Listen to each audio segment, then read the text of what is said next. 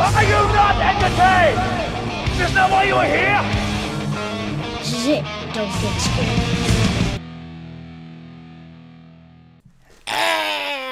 Hey there, guys. This is it. Don't get scared. But it's the perfect evening to get scared because tomorrow is Halloween. So if you guys are celebrating Halloween, well, trick or treat. Let's just dive into the live stream. And how are you guys doing? I'm dressed up like Johnny Munson today. So my first question to you is, what are you going to be for Halloween? Let me know that glorious stuff down below. And also, let me know what your favorite candy is. I'm still slightly undecided. I've gone through many phases in my life, but I will tell you this. The one candy I will probably never love is a Three Musketeers. There's just not enough to it. I need a little grit, a little grain, a little crunch when I bite down on a candy bar. That's all I'm saying. But without further ado, tonight on this very creepy Halloween edition of the live show, as you can tell, I'm in the upside down right now, and I will play Metallica Master of Puppets on top of my trailer by the end of this live stream, so look out for that, Dusty Bun. But tonight, I want to talk all about the brand new Stranger Things 5 trailer that we got. I have some thoughts. I then want to dive into the brand new Scream 7 trailer. And for the first time in a very, very long time, I'm sort of actually looking forward to a new Scream movie. What's your favorite scary movie? I'm going to get you like a fish. We'll talk all about that. And then we have to talk about the first episode of It, Welcome to Derry, which I watched a few days ago. And, of course, we will dive into your glorious, magical, and mystical questions, so make sure you get those bad boys in right now, and we'll get to those momentarily. And also, as a bonus topic, I want to talk about the brand new Back to the Future DeLorean popcorn bucket that just makes you feel like you're going 88 miles per hour when you eat popcorn out of this. So, how are you guys doing? Once again, thank you so much for joining me. I sort of missed you guys. And by the way, I did grow out my hair for this live stream. Just for this one live stream, I grew these luscious locks out. So there's that. All right. So for the first main topic of this Halloween edition live stream, I want to talk about the Stranger Things 5 trailer that just dropped today. And technically, I think it dropped the day before. It was leaked online. I think some Netflix intern accidentally pushed the wrong button. Things happen. Ultimately, who cares? Now, when it comes to Stranger Things, obviously, I'm sort of a fan. A few Halloweens ago, my wife was actually Dustin Henderson, and I was Steve. And that was a great time. This year, I'm Eddie Munson, but you can call me Johnny Munson, and she's going to be Christy.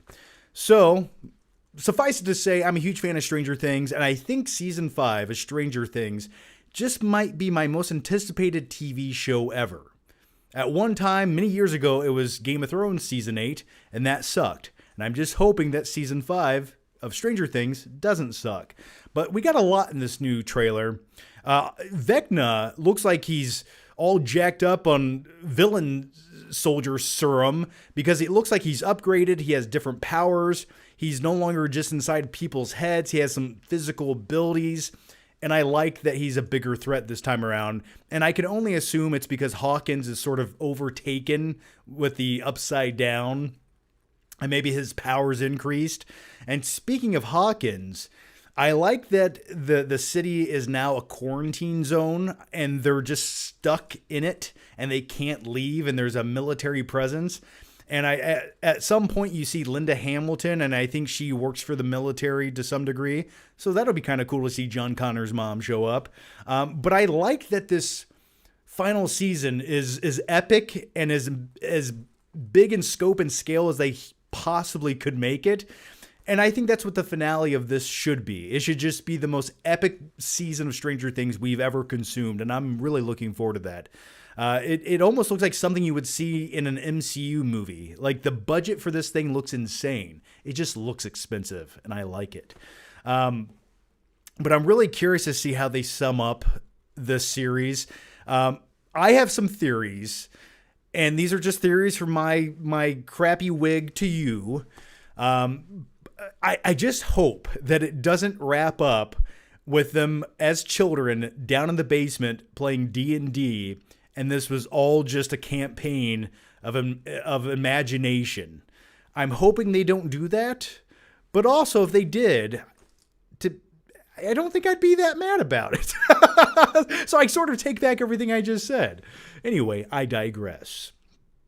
The other thing I wanted to talk about was, speaking of enhanced powers with Vecna, it looks like 11 has sort of started utilizing her powers a bit differently as well. There's one sequence or one scene where she levitates like Magneto from X-Men, so now she can levitate, and I think that's pretty cool. She's going to need those powers to kick Vecna's ass. I'm just putting it out there.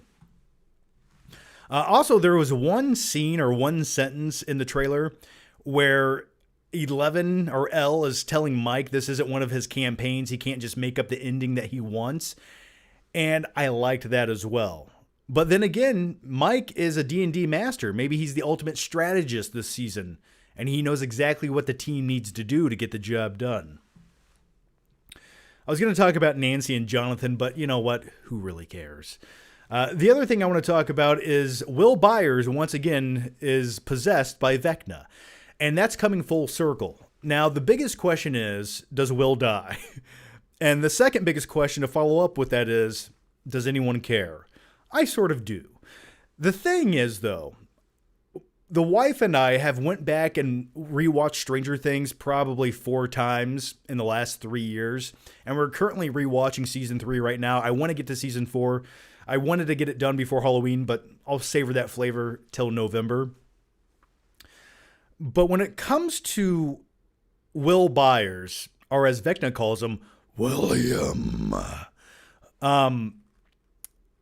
he was so much cuter as a kid. Like, he was innocent. And I was like, oh, he looks vulnerable. You know, he's hiding out in Fort Byers, just cold and damp. And that's terrifying. But now it's just like, you look too old. And I just don't care as much about your well-being. I'm sorry, okay? So, but anyway, I'm curious if he sacrifices himself. That to me would be the ultimate play.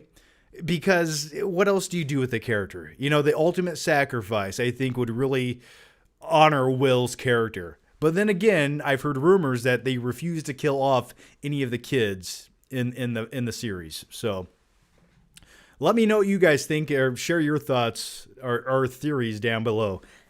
I got wig hair in my eye. That'll be fun for the next 2 hours. But yeah, those are just some quick thoughts I had on the season 5 new trailer of Stranger Things. I'm looking forward to it, but I will say this. I really think that scene where Vecna possesses Will, I think that'll be the final scene right before we go into the third and final part on New Year's Day. So on Christmas Day, when they drop the second part, I think that scene where Will gets possessed by Vecna once again, that will be the final scene for part 2. And then we'll be on a cliffhanger until part 3 drops. Just putting it out there. I feel like they didn't really show us anything that's going to be in part 3 of Stranger Things. The finale couple episodes. I feel like they didn't show us anything from those few episodes. Just some theories, just some thoughts, but I certainly hope they didn't. So what do you guys think about the new trailer? I'll read your thoughts here. We got one from Merv. How's it going, Merv? All Stranger Things kids grow up looking weird. You know, I would sort of disagree with that. I think Dusty Buns. Why do I call him Dusty Buns? I don't know why I do that. I don't know why I do that. That really says a lot about me. But anyway, it's because my wife dressed up like Dustin a couple years ago. So I called her Dusty Buns for a while after that. I think he grew up to look sort of exactly like he should have, you know. They all got more rigid looking, and Lucas now has like a whole beard going on. Yeah, they all got very rigid and overly adult looking very quick in their early 20s. But I think they all look fine. You know, if you told me they were all 18 years old in this new season and it was their senior year in high school, I could buy that.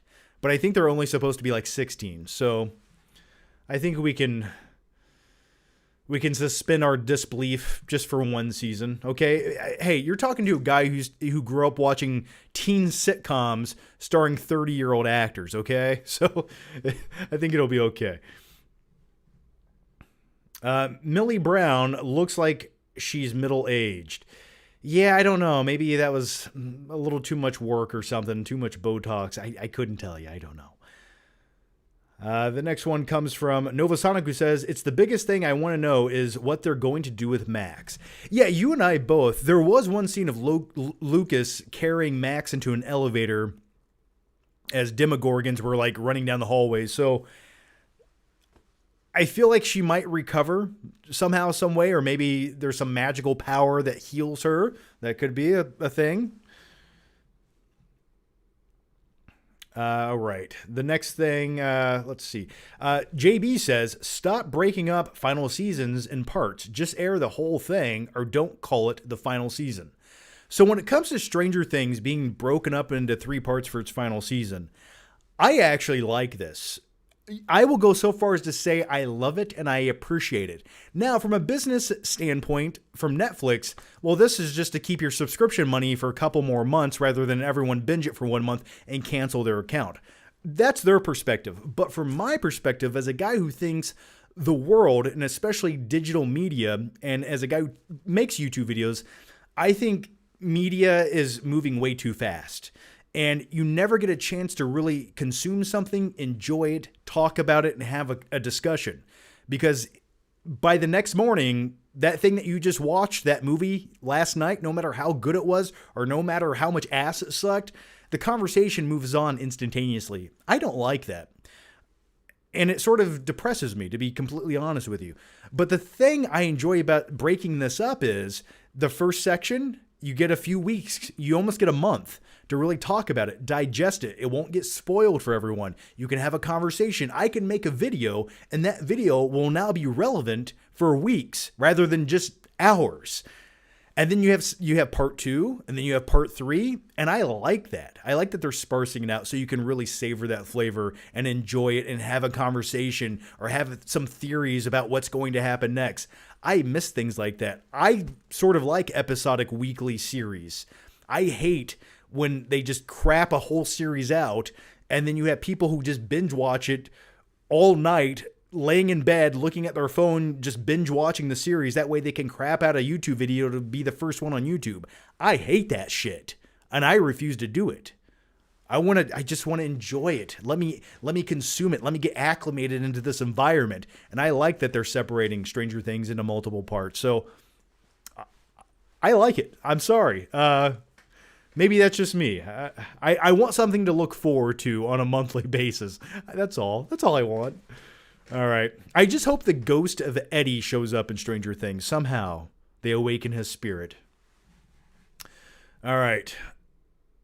Let's go to the next topic here, and we will get to Welcome to Derry and all the other topics. We just started the live stream, so if you have questions, get those in. We'll cover them. But for the next... well, let me start with this. What's your favorite scary movie? I really want to know. Leave your thoughts, your comments down below. What is your favorite scary movie of all time? I'm undecided.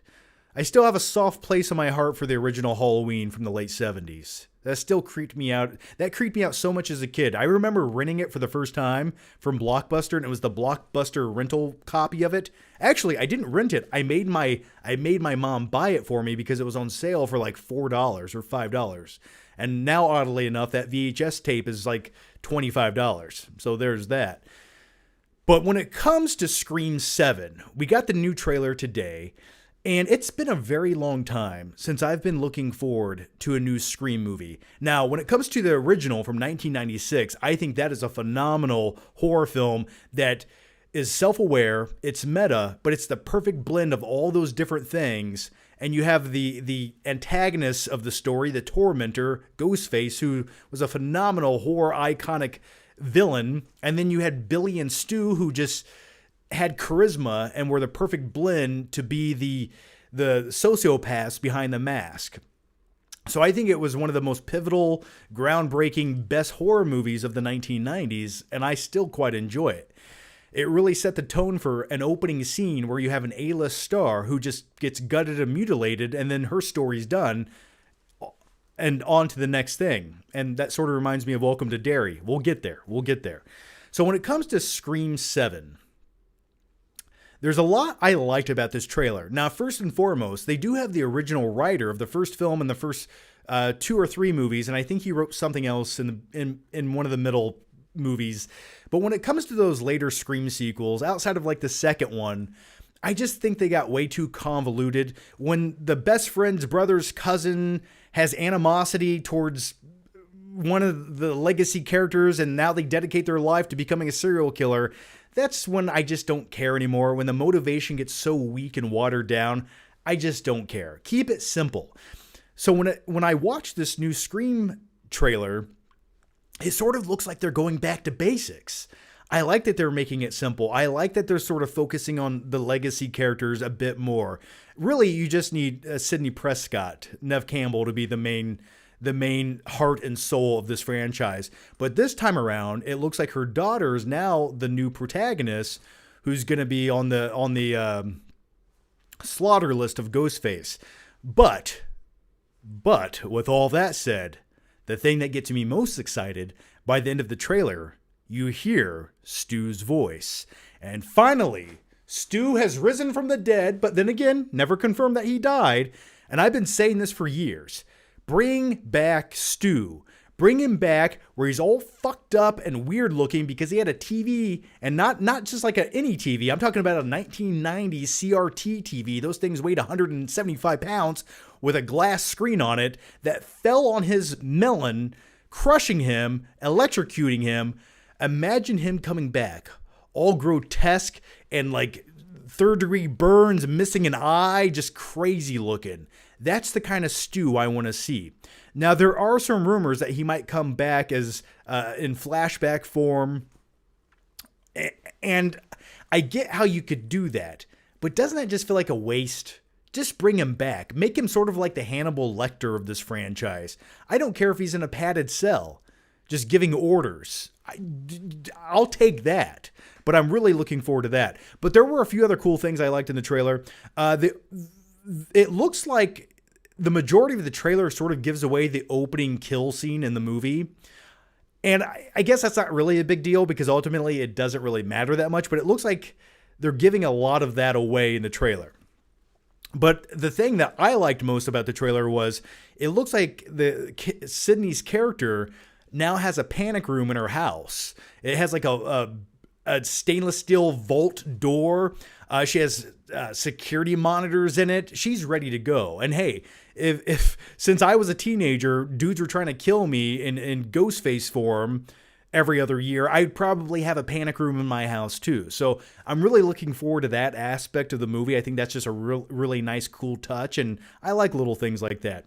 Also, they're going back to basics, or at least I hope they are. It doesn't look as overly convoluted, and I hope that they sort of reset the franchise with this movie and just go a nice, clean, new direction with it. Just who cares about all the convoluted crap you did for the last 4 movies? None of it matters. It's okay.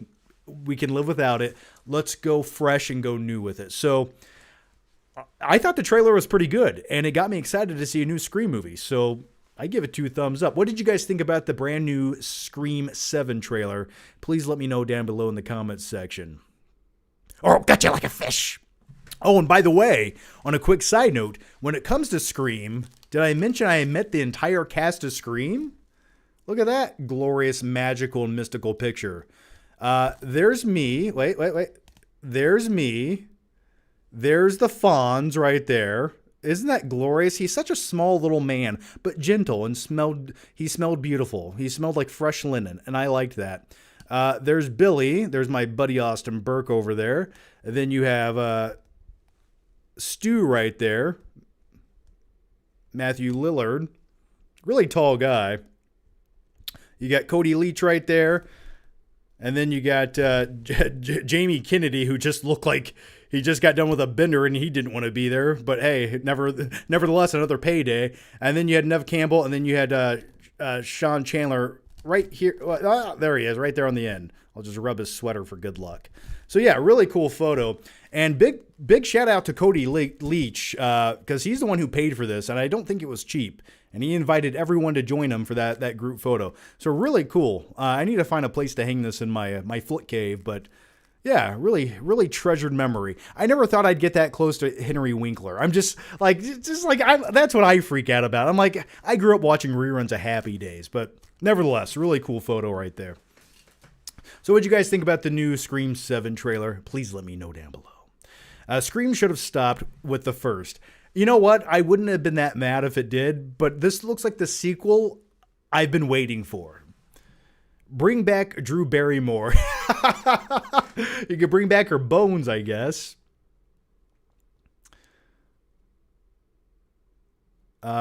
Scream 6 was awful. Yeah, I did not like Scream 6. I have a review of Scream 6. I think it's on my main channel or it's on this channel. And basically my review is leaving the theater and I get lost in a hallway, legitimately got lost in a hallway that was locked on every single end. And this hallway was like a quarter-mile long in this weird mall in Ohio. And I just talk about the movie in a hallway for like 10 minutes as I'm lost. And it was kind of creepy and it added a little flavor to the review. So yeah, I was not a fan of it either. What Mama don't know won't hurt her. It's Fonzie's birthday today. He's 80. Well, happy birthday. Hey, that's crazy. It's Fonzie's birthday. What are the odds of that? Okay. Bring back Drew. Oh, somebody already answered that. Cool picture to meet Sydney and Stu, Shaggy, and Fonzie. Yeah, man. Coolest picture I own. All right. Uranium Cranium says, essentially, you want Stu to turn into Jason Voorhees. I didn't say that. I didn't say that at all. I don't want...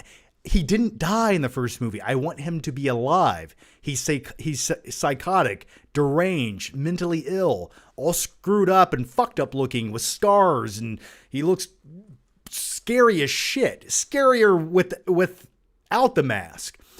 And he's alive, but he's been living the last 20, 30 years in a padded cell somewhere with a straitjacket on. That's what I want to see. No, I don't want him to be dead and chasing people. No, I don't want that at all. That's crazy talk. What are you talking about? Okay. And thank you guys for the questions. We are going to get to the questions. Now, I think we should get to the next main topic of the night. But first, let me take a drink of this delicious caffeinated beverage. And tonight's beverage is Monster Juice, and it's called a Rio Punch. Now, I bought this at Walmart earlier when I stopped there to get party poppers because, well, before getting ready for the live stream, I realized I was out of party poppers, and that just won't do. That's the least I can give you. A little bang for your buck, as I like to call it. And you guys know this. Every super chat, $5 or over, gets a magical party popper, okay? But anyway, when it comes to this Rio Punch, the best way I can describe the flavor of this, and it almost fits perfectly with Halloween and candy, this tastes like if someone chewed up Spree candy. You know, the little hard disc candy that's sort of fruity tasting, but ultimately tastes like chemicals, but I still like it, even though I almost choked to death eating them when I was 6 years old going to see The Three Musketeers starring Chris O'Donnell in 1992. That's a story for another time. But this tastes like someone chewed up Spree candy, spit it into a bucket of carbonated water, and that's what this is. And I'm okay with that because it tastes pretty good. So, yeah, it's slightly fruity and tastes like the aftertaste of candy. Try it out sometime. Let me know. But it goes perfectly with the Halloween theme. Okay, so for the next main topic, Fat Boy, let's talk about It, Welcome to Derry on HBO. Now, I was sort of looking forward to this series. I like It, and when it comes to the It movies, my favorite is probably the 2017 one. Part 2 of that, where they became adults, a little bit lackluster, but isn't that reminiscent of the It TV movie as well, starring Tim Curry, which I grew up watching that. I thought it was creepy as shit, and I still enjoy it. But part 2 of that also sort of, well, let's be honest, sort of sucked. So, going into It, Welcome to Derry, I like the time period. I like that it's 27 years before the events of the It Chapter 1 movie from 2017. It takes place in the 1960s. And I'll start with the positives, okay? I'll start with the positives because we'll get to the negatives. I liked the overall look of the show. I think the production was good for a TV series, especially a horror TV series. I thought the color grading looked good. It had a very fall orangey vibe to it. I thought it was a nice looking TV series that looked well produced. And the opening scene, which was really screwed up, and by the way, spoilers for episode 1 of Welcome to Derry. You've been warned. And if you don't want to hear spoilers, well, come back in like 5 minutes and then we'll get to the next topic. But when it came to that opening scene in Welcome to Derry, where there's a little kid hitchhiking and he gets in this car with a very well-to-do suburban family, and then all of a sudden the lady starts giving birth to a demon fetus, that was okay. Hey. You had my curiosity, and now you have my attention. Okay, let's see what you do with this. I can live with that. Good opening scene. But then, 10 minutes later, I started to realize this might not quite be the show I was hoping it would. And maybe that's because I've been spoiled by kid actors such as the cast from Stranger Things, where you have these likable, charismatic characters that feel like real friends who would have this camaraderie and interact with one another. And the way that they talk, it feels reminiscent to how a kid would talk to some degree. But when it comes to Welcome to Derry and the cast of kids, I don't know if their acting isn't that good or is it the dialogue that they're reading, because every time they speak, it just feels like I'm watching these kid actors read lines of dialogue, and it doesn't feel genuine to who they are as characters. It just feels sort of forced, and it's not subtle enough. They need a little more subtleness. You know, when I think of like the perfect conversation between adolescent children or teenage kids, I think it's something like Stand By Me. The way that those performances came across and the way that they talked, and not everything that they said was so perfectly executed, and there was a little like lisp here and there, and they stumbled just ever so slightly with their lines of dialogue. To me, that's more authentic. And these kids just feel like they're just reading ChatGPT generated lines of dialogue that it's just like blah, blah, blah, blah, blah, blah, blah, blah. It's too wordy. And I don't like it. So when it comes to the it sequences where he's trying to induce fear on these kids, I think that's some of the highlights of the first episode. Everything else, I'm like, eh. But with all that said, and me not being the biggest fan of these kids, well, good news, they all get murdered in the final 5 minutes of the episode. Or at least I assume they do. Who knows if that was just some kind of dream sequence, and then in the next episode, someone had a premonition that was going to happen, because Welcome to Derry it also exists in the same universe as Stephen King's The Shining. So that not telepathic ability, but that not psychological. Anyway, characters can have some, what is the term I'm looking for? Not telepath. No, that's not it. What is the term I'm looking for? Someone help me out. Anyway, you can have the ability of The Shining. And I'm almost assuming that one of these kids has that, where they can almost have a premonition or like a different sense of what's happening. And maybe they avoid that entire situation. Almost think like Final Destination. So that could be a possibility. Or what I'm hoping is, yeah, well, it's called The Shine, yes, but there was another term I was looking for with that. Telekinesis, whatever, we'll go with that. And I'm hoping this doesn't turn into something like Final Destination, but I'm really hoping all those kids were brutally murdered by the little baby fetus with wings flying around from hell, and they're all dead, and we get a new batch of characters going forward. Another thing I didn't like about the Welcome to Derry first episode is you can tell there's going to be a secondary plot revolving around the military.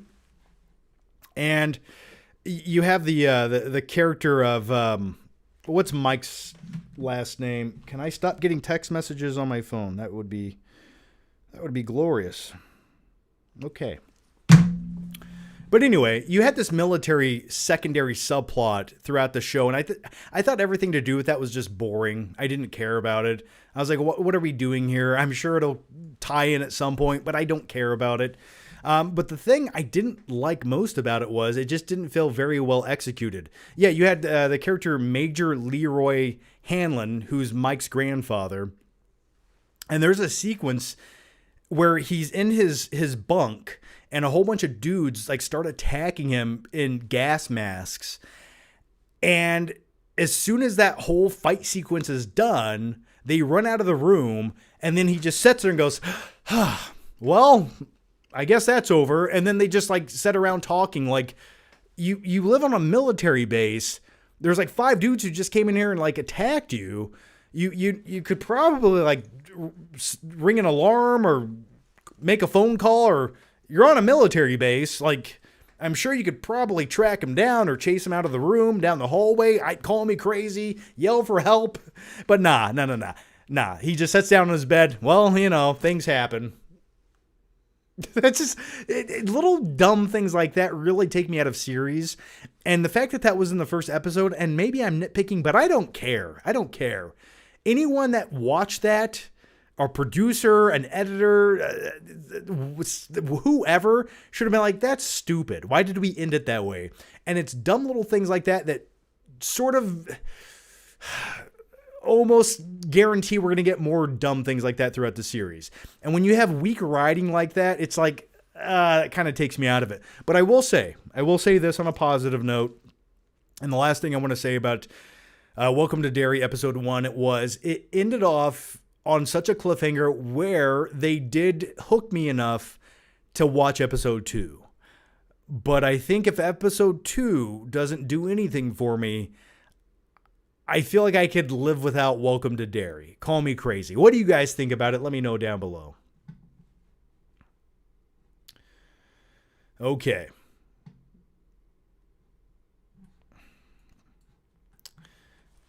If you guys have thoughts, get them in. We'll get to them. I thought the acting in Stranger Things 5 trailer looked underwhelming. I thought it looked fine. Uranium Cranium says the novel It took place in the late 1950s. Indeed, it did. And this new series takes place in the 1960s. And It Chapter 1 from 2017 took place in the 1980s. Yes, it did. Indeed, it did. And also, the other thing I did want to mention was, and when it comes to It showing up in this series, I don't mind savoring that creepy clown flavor until the midway point of the first season. I'm okay with building him up, because as soon as you show It the clown, you really need to earn that. And I don't want too much of it. And because he can come in every form, there's a lot you can do until you get to that point. But also when it comes to It, he's terrified of turtles. And when Stephen King wrote It, well, he was high on cocaine. So there's all of that. But hey, it led to a pretty decent novel, I might say. The ending's a little weird, Stephen King. The ending's a little weird, but I still salute you. You creepy bastard. Okay. All right. And the last main topic we have to talk about tonight is 1.21 gigawatts. And by that, I mean this $50 DeLorean popcorn bucket. Look at this bad boy. Now, I had to pick this up. I needed it. Back to the Future is one of the most iconic movies ever made. And I would arguably say it's probably in the top 3 best film trilogies ever made. Now, when it comes to this popcorn bucket, it's more than just a popcorn bucket. This is a piece of art you can put on your shelf that also lights up. Now, look at that. Look how glorious that is right there. I think that thing is truly majestic. Now, my only complaints with this popcorn bucket lighting up, which is still cool, did you guys ever think we'd get to the point where, yeah, a popcorn bucket will look like the DeLorean, you can put it on your shelf, it lights up, it takes batteries. And it has a Mr. Fusion on the back. But did you ever think we'd get to the point we would have things like this? I never did. And that's why I still buy things like this in my late 30s. Now, to get the popcorn out, you open up the doors and you slide the little tray out here and you slide it out there. Now, does it hold a lot of popcorn? No, it holds enough for a 4-year-old child who doesn't like popcorn. That's how much popcorn you can put in this. But it's not about the quantity of popcorn. It's about the vessel that it comes in. And does this bad boy do 88 miles per hour? You bet it does. When I'm putting popcorn in my mouth, it goes even faster than that. So, I just figured I'd show you guys that right there. But my only little complaint, though, is, like, this is battery powered. And if you have lights on a popcorn bucket like this, wouldn't it be so much cooler to be able to just plug a USB-C in this, plug it into the wall, and keep it lit up all the time? Like, I would pay a few extra dollars to have a plug-in to where I could just leave this lit up all the time on the shelf. I think that'd be much cooler. But I really don't have any complaints with it. And when it comes to this popcorn bucket, I actually have, I think this is a Diamond Selector. Maybe it's not. I don't remember who made this. Now, look at this. One of these popcorn buckets costs $50 and the other one costs substantially more. But from this distance, you can't really tell the difference. Like, this is like the legit popcorn, or this isn't a popcorn. This is my legit DeLorean, where I'm missing the Mr. Fusion. And this does light up. Hang on. But the thing that sucks about this is it doesn't stay lit. And the sound effects are really annoying. So, yeah, I mean, like, the quality's pretty good for a popcorn bucket. I mean, not as detailed, obviously. But hey, this one doesn't hold popcorn, and this one does. So, dual purpose. Oh, the other thing I did want to mention about this popcorn bucket right here is the wheels. If you don't have roads, and you want to go to Back to the Future 2, where you can get a dehydrated pizza that instantly hydrates, you can do that. Let me pop that up. Yeah, so the wheels pop up so you can fly around. If you want a hover conversion, DeLorean right there. Goldie Wilson.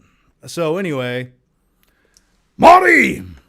Yeah, so I think this is pretty sweet. And I do put this on my shelf. So now in my Flick Cave, I have 2 DeLoreans. But then again, my motto is, can you ever have enough DeLoreans?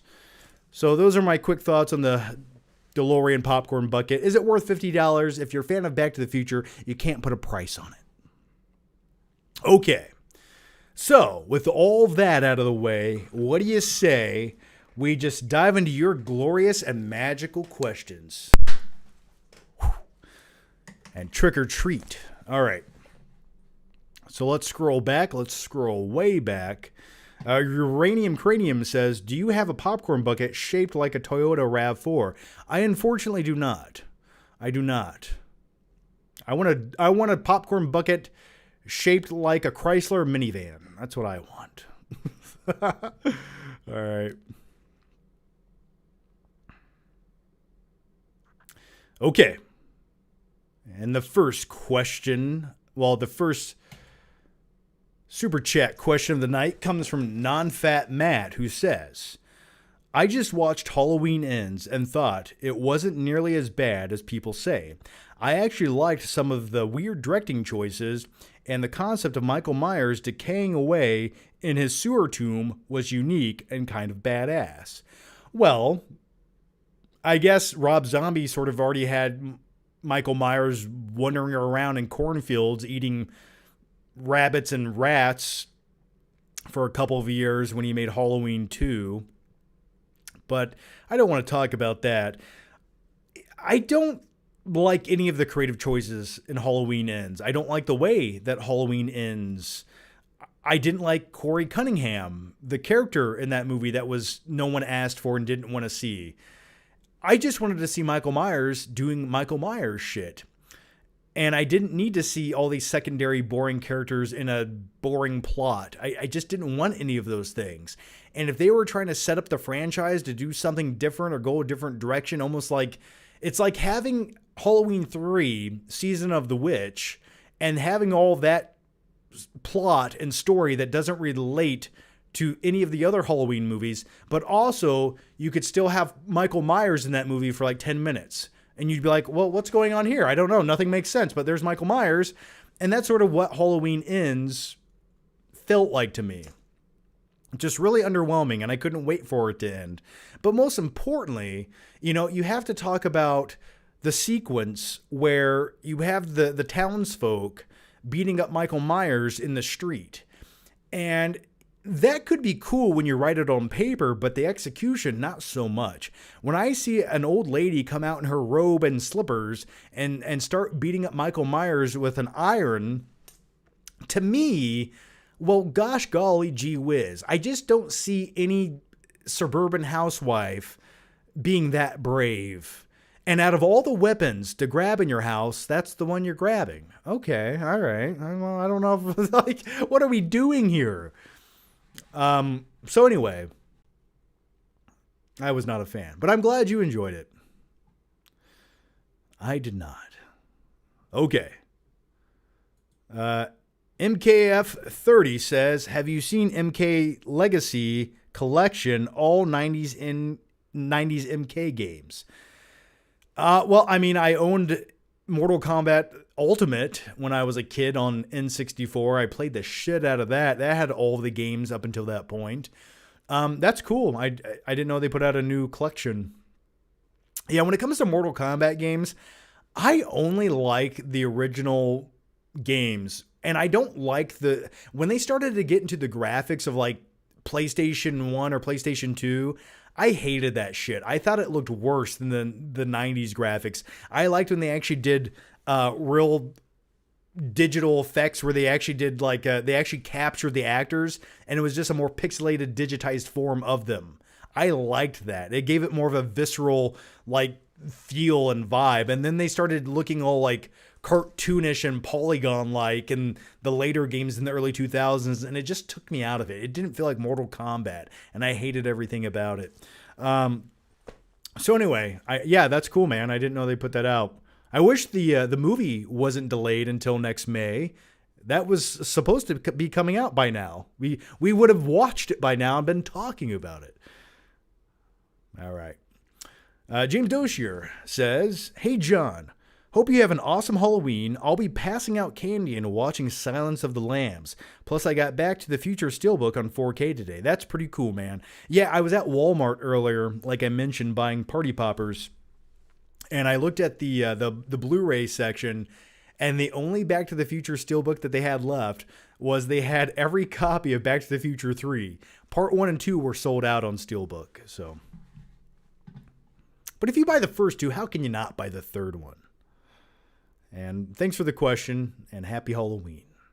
I'll be passing out candy tomorrow as well. Listening to Metallica. Okay. Daniel Sopsky. How's it going, Daniel? Stuck in bed all day, being sick. What's the best double feature I can put on? It really depends what genre you're looking for. Obviously, you're sick, so you want something grotesque and disgusting. So I think you should watch The Substance. Thanks for the question, Daniel. No, in all honesty, I watch feel-good movies when I'm sick. And typically when it comes to feel-good movies, now it is Halloween time, so I guess Hocus Pocus might just do that trick for you. But if you don't want to watch something Halloween-themed, something like a John Hughes movie always sort of calms me on a sick day or a rainy day or a day where life takes over and you're feeling a little down and out and your cortisone levels are at an all-time high and your frontal cortex is just not functioning like it should. So your dopamine levels just aren't quite hitting the way they should. So I typically watch like a 1980s movie. And hey, a perfect 1980s movie that might make you feel good that we just talked about, Back to the Future, huh? Or Ferris Bueller's Day Off, or any John Hughes movies. I would go with that. But get better, man. Andy Kumar, how's it going? Will Stuckman win Best Director at the Oscars? Well, let me shake up my Magic 8 Ball. Probably not. Okay, the next one comes from in Mortem. And thank you for the very, very generous super chat here in Mortem. Thank you so much. You get a party popper right to the face. And now you get another one down below. All right, a little double shot for you. Okay, here's the question. I think about your YouTube videos screaming on top of the world almost every day. Thanks for being here forever and always, John. By the way, is tell that to Zod Snap Neck your favorite Snyderverse quote? Well, I don't think there's ever been a better comeback in cinematic history. And a better descriptor would be rain assaults the pavement. Thank you for the question. And that video I forgot existed until now. So thank you for reminding me of that. Would you guys like to watch let's just watch a couple minutes of this old YouTube video, because I forget what this video is about. I forget what I do in it. And I would like to relive this just for a moment and relive the glory days when life was so simple and the internet wasn't moving as fast as it is now. Okay. What was it called? Screaming on top of the world. Oh my God. What do I do in this video? Okay, let's check it out. Let's go to YouTube. And I bet YouTube gives me a copyright claim on my own video.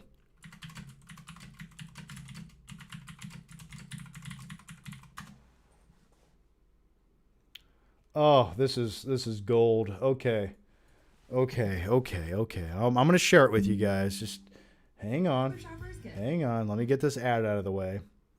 I'll tell you what, YouTube has more ads than it ever did, but they don't pay you more, so I don't know where the money goes. I don't know. Okay, here it is.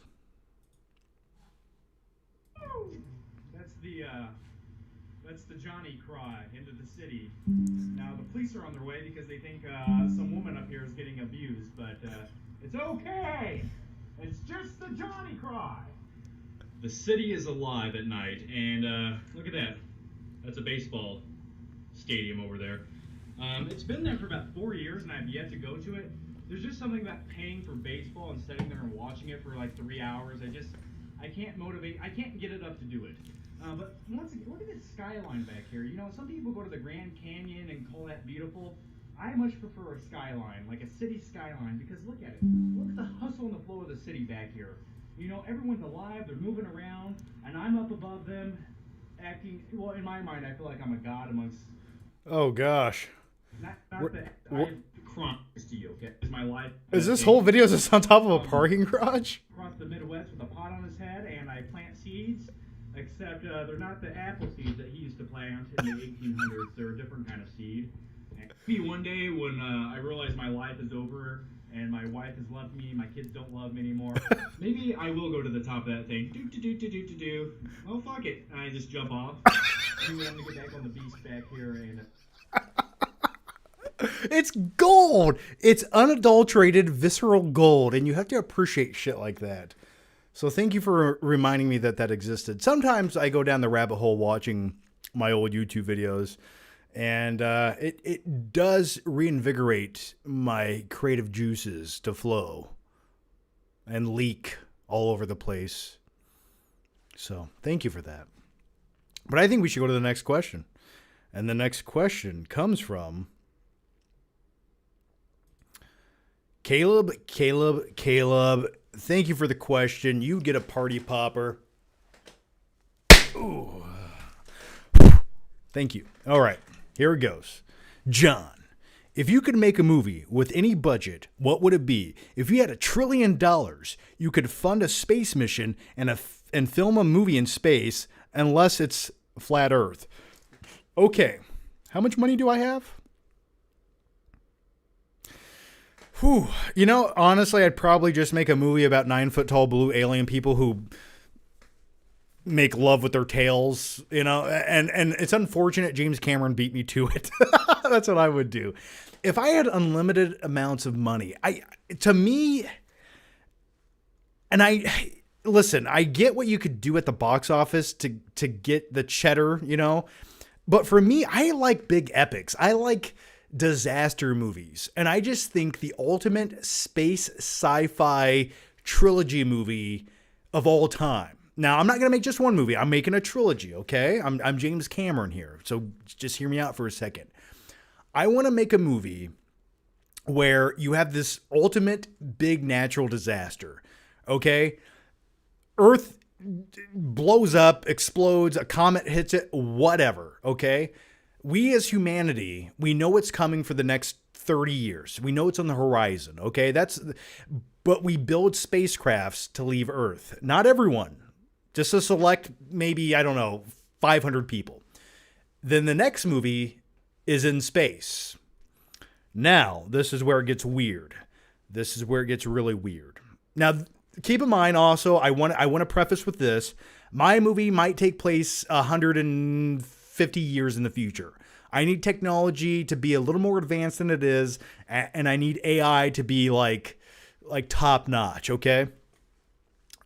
While in space, humanity on multiple spaceships, because we have a destination that we're going to, cryosleep is a thing, but you can elect to be in cryosleep. So there's still people awake and alive, and there's people in cryosleep, okay?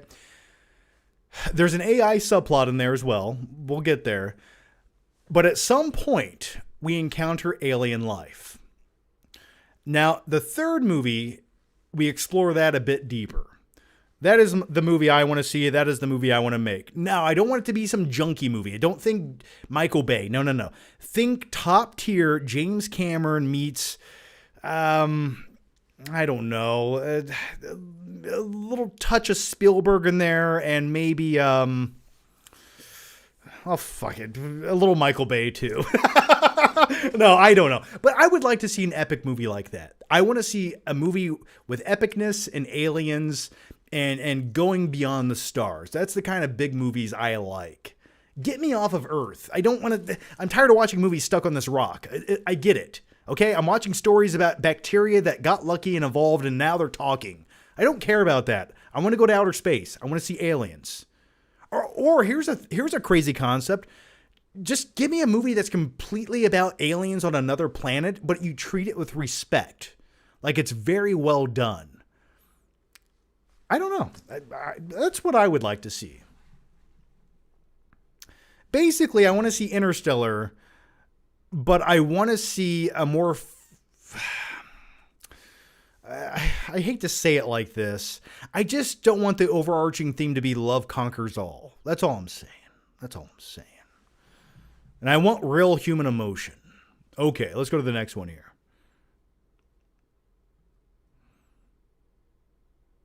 In all honesty, I'd probably just make a new Terminator movie. Okay, Claudia Rogajan says, I agree with you, John. This new Scream actually feels like a Scream sequel we should have gotten rather than the last two films, which are now honestly pointless. Well, they were pointless before they were made, and they were definitely more pointless once you watched them. So yeah, I agree, man. I'm really looking forward to this new Scream movie. It comes out in February. So don't you guys wish the new Scream movie had come out like this October? Think of the box office success that thing would have got had it just came out like October 15th. Oh, it would have been raking in. There's nothing else like great to watch at the cinema right now for the Halloween season. Uranium Cranium says the second option sounds like the Marshall Chronicles. I don't know what that is. John hates love. No, I like love. I think there's a time and a place, and when you're talking about quantum physics and that being the answer, all right. John, that hair and outfit is doing something for me. It's doing something for me too. I feel like this is the right look for me. Like this is how I should exist. I don't know. But thank you for that. I like it. I could wear this every day. I really could. I might trim up the bangs a little bit so they don't get in my mouth when I talk. But outside of that, I'm okay with this getup. Dustin Rich says, which movie has the more disappointing ending, Interstellar or Contact? Both make me nauseous. I definitely like Interstellar more than Contact. I remember Contact where the aliens sort of like recreate her vision of her father. And it feels like this surreal, like dreamlike sequence. But ultimately, her vessel fell right through the thing and instantly everyone thought it failed. But there was like a time parallel that she got stuck in. Is that the right? That's Contact, right? Okay. Jodie Foster, right? Okay. The new Predator movie is technically going to be that. Yeah, I'm looking forward to watching the new Predator movie. I think it'll be like 20% of what I want it to be and like 80% of missed opportunity. I've heard people like it. I have heard that. But the majority of those people also like everything. So it's hard to really get a real honest opinion sometimes. So I'm looking forward to checking it out. I really am. And I will definitely do a review of Predator Badlands. I will definitely talk about Predator.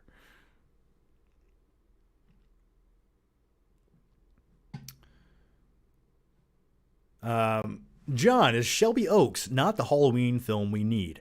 I put out my 15-minute review on that movie, and the funny thing is, that video I put out on the Flickpick channel was basically just a clip that I recorded 3 weeks ago, and I just tweaked it with some clips of the trailer and posted it to my main channel, and it did very well, and I'm happy it did well. But the thing, I read some of the comments, and the thing that I think people don't understand that are watching that is some of the comments said I was walking on eggshells, and I couldn't disagree with that more.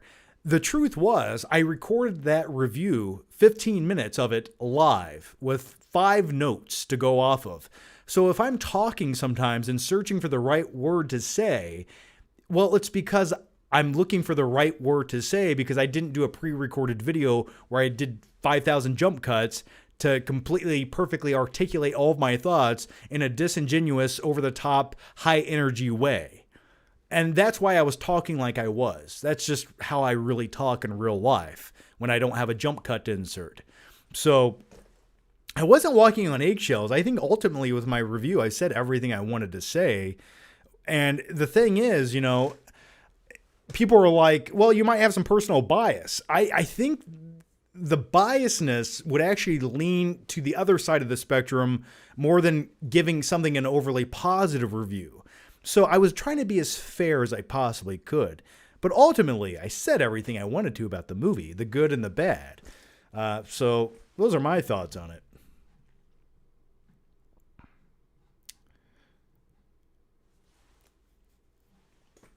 Okay, let's go to the next question here. And the next one comes from James Doshier.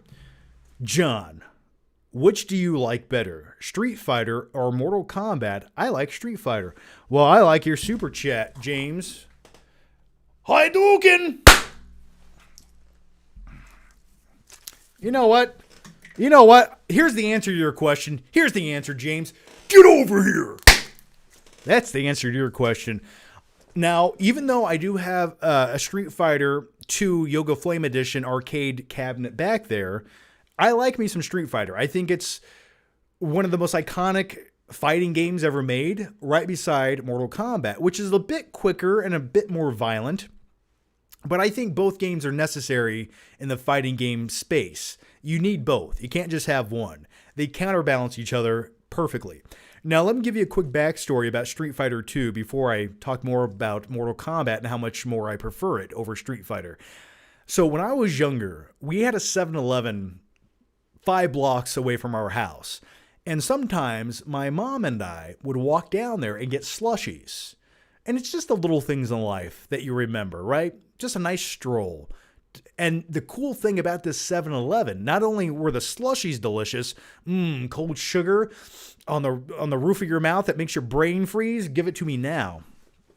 But this 7-Eleven had like 4 or 5 arcade games and like a pinball game that every time you touched it, you kind of got electrocuted. So there's that. But I would always play Street Fighter 2 when we walked in there. And so that's a very fond memory. And that's one of the reasons I bought the arcade cabinet. So there's that. That's the backstory. Okay, I'll preface with that. But for me, I was always much more of a Mortal Kombat fan. I think the gaming dynamics, especially on the earlier games, if you compare both games, Mortal Kombat just had more variety. It was a little more fast-paced. I like the brutality of it. I thought most of the characters, and don't get me wrong, I love some Street Fighter characters. I think they're really cool. But I just much preferred the lore of Mortal Kombat. I just thought fatalities were cooler. The movesets were a bit more dynamic. I just like those games a bit more. And with all that said, my favorite go-to character in Street Fighter, it wasn't Blanca. It wasn't Guile. It wasn't Ryu. No. It was Honda. Because you could just button mash his one punch and he just chop your ass, and that's all you had to do to win the game. That's all you had to do. So good stuff. All right, let's go to the next one here. And the next one comes from Claudio Rogajan. The thing I never understood about Stu coming back is where the hell did he go? And also, did everyone's memory just get wiped that he was alive? I know this was the original idea for Scream 3, but I'm still iffy about it. Maybe I'll be surprised. Well, hey, wouldn't you rather have Stu being the mastermind to some degree? Even worst case scenario, they do flashbacks or something like that. But wouldn't you rather have Stu be the root cause of the evilness in this upcoming movie than like the cousin, brother, best friend who has this weird motive to kill one of the legacy characters? Because I would. But here's my thing. I think because of the events of the first movie, maybe they were so traumatic that they didn't want to talk about them again. That could be some kind of movie logic. But also, I just think maybe he's been locked up somewhere. Basically, like almost on life support, if you will, to some degree. He's just out of his gourd. That's what I want to see. So this is really, imagine this, okay? Imagine this. You've seen Silence of the Lambs, okay? If you haven't, go watch it right now. Turn this shit off. Go watch Silence of the Lambs. Why? Because it puts the lotion in the basket. But that scene where Clarice Starling walks down the steps into the dungeon where Hannibal Lecter is locked up behind that glass, that entire sequence is so eerie. And she has that one-on-one discussion with Hannibal Lecter where she gets insights to this new killer, Buffalo Bill. Now, hear me out. Take that same concept, throw it into the Scream franchise. Imagine Sidney walking into an insane asylum and having a face-to-face, one-on-one with Stu 30 years later. That would be a cool scene. And ultimately, maybe Stu's pulling the strings. Whatever. But I would like to see it. And maybe, just maybe, Stu, at the end of the movie, escapes from the padded cell he's in and blah, blah, blah. I don't know. Maybe I'm getting too crazy. But I would rather watch that than whatever they were doing with the last 3 installments of the Scream movies. Leave your thoughts down below.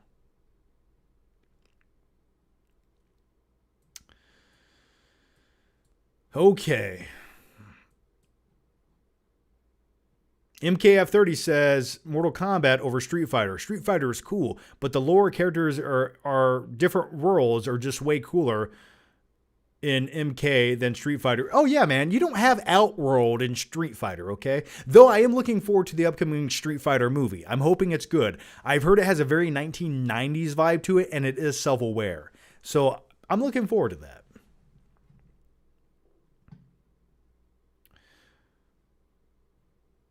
What's the movie pick for tomorrow? Well, hey, great question. And I think this is the time we do a little filler segment that I had on the back burner. So let me share a couple quick Blu-rays that were sent to me and I picked up this week.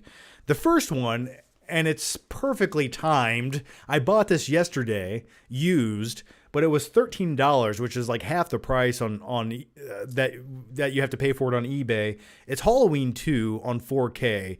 I love that cover right there. I love the way the slipcover feels. It's nice and thick and heavy. It even smells like Michael Myers if you get close to it. And by the way, speaking of Michael Myers, I put the Michael Myers mask on my T800 endoskeleton back there, so he's watching us right now. But I might watch this tomorrow or tonight. But tomorrow during trick-or-treating, when the kids start coming up to the door, I'm probably going to watch Hocus Pocus. But yeah, check out this Blu-ray, this 4K Blu-ray. Really nice edition. Now, I think the picture quality in this, from what I remember reading about it, looks pretty good. But really nice, multiple discs in there. You got the Blu-ray. You have the, is this the DVD special features? Oh, this is the DVD television cut. That's kind of cool. Interesting. But yeah, really looking forward to this. And I don't own Halloween 2 on Blu-ray, so that was a cool pickup. The next thing that I want to talk about, and by the way, if you guys have some insights on the Halloween 2 4K, let me know. The next thing I want to talk about, this was sent to me. It's the Toxic Avenger starring Peter Dinklage in this lenticular case. I'm the richest man in Westeros. I'm a mutant. So basically, I think Peter Dinklage didn't really put on the prosthetics to play the Toxic Avenger in 3'5" form. I think he basically just lent his voice to this, and they had some other actor actually playing the Toxic Avenger, from what I know about it. Now, I have not seen this yet. I've heard mixed thoughts and feelings. Did you guys like this Toxic Avenger? I like the original. Is it Vinegar Syndrome that put those out? The original Toxic Avenger, one of the I liked renting those when I was a kid at the video store, and they were fun. But is this worth watching? Let me know. Please let me know. I'm genuinely curious. And the last thing, as I pull off the party streamers, is speaking of Toxic Avenger, I got Downtown Abbey, the 4K edition, the grand finale. Now, I didn't request this. This just showed up at my door. And I'm not... Listen, if a studio wants to send me a free movie, I'll share it with you guys. This is available. If you like it, go buy it. It might be really cool on 4K if you're a huge fan of Downtown Abbey. I've heard people like this. I've never watched an episode. I probably won't watch an episode. I will probably never watch this, but I own it. So that's cool. And it's the collector's edition. So anyway, there's that. Okay. All right. The Crow 1994 is my pick for tomorrow. No, I didn't skip any super chats. Calm down. We haven't gotten to them yet. Patience. We'll get there. Okay. We're going to get to all the questions. You just got to let me get to them. Okay. I promise. I won't leave you hanging, man. Come on. I won't leave you hanging. Okay. The next one comes from Skylar Wheelock, who says, what do you think is the best fourth installment of a franchise in the horror genre? Well,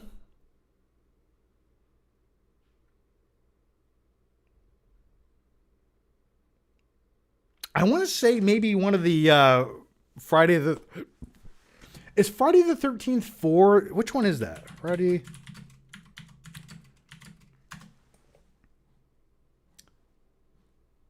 Yes, Friday. I'm going to go with Friday the 13th 4. Okay, this is okay.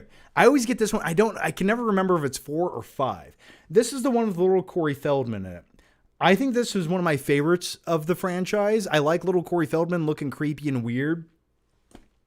I liked the fourth one. I could almost go back and watch it again. Now, it's only got a 25% on Rotten Tomatoes and a 6 out of 10, but I don't care. I like it. If there's a better fourth installment in a horror franchise, I don't know what it is off the top of my head. I couldn't tell you.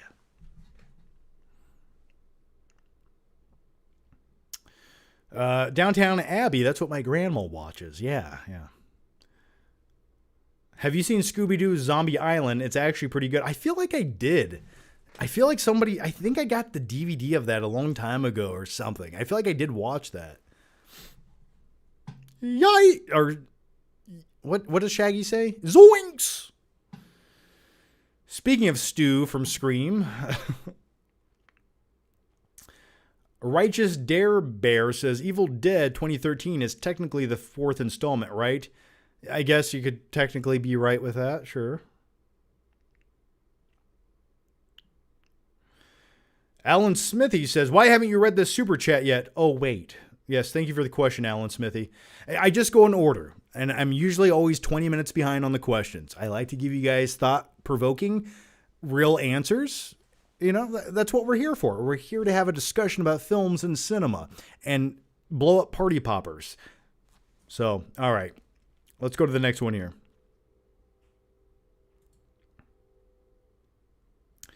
Skylar Wheelock says, what's the scariest non-horror movie that you have ever seen?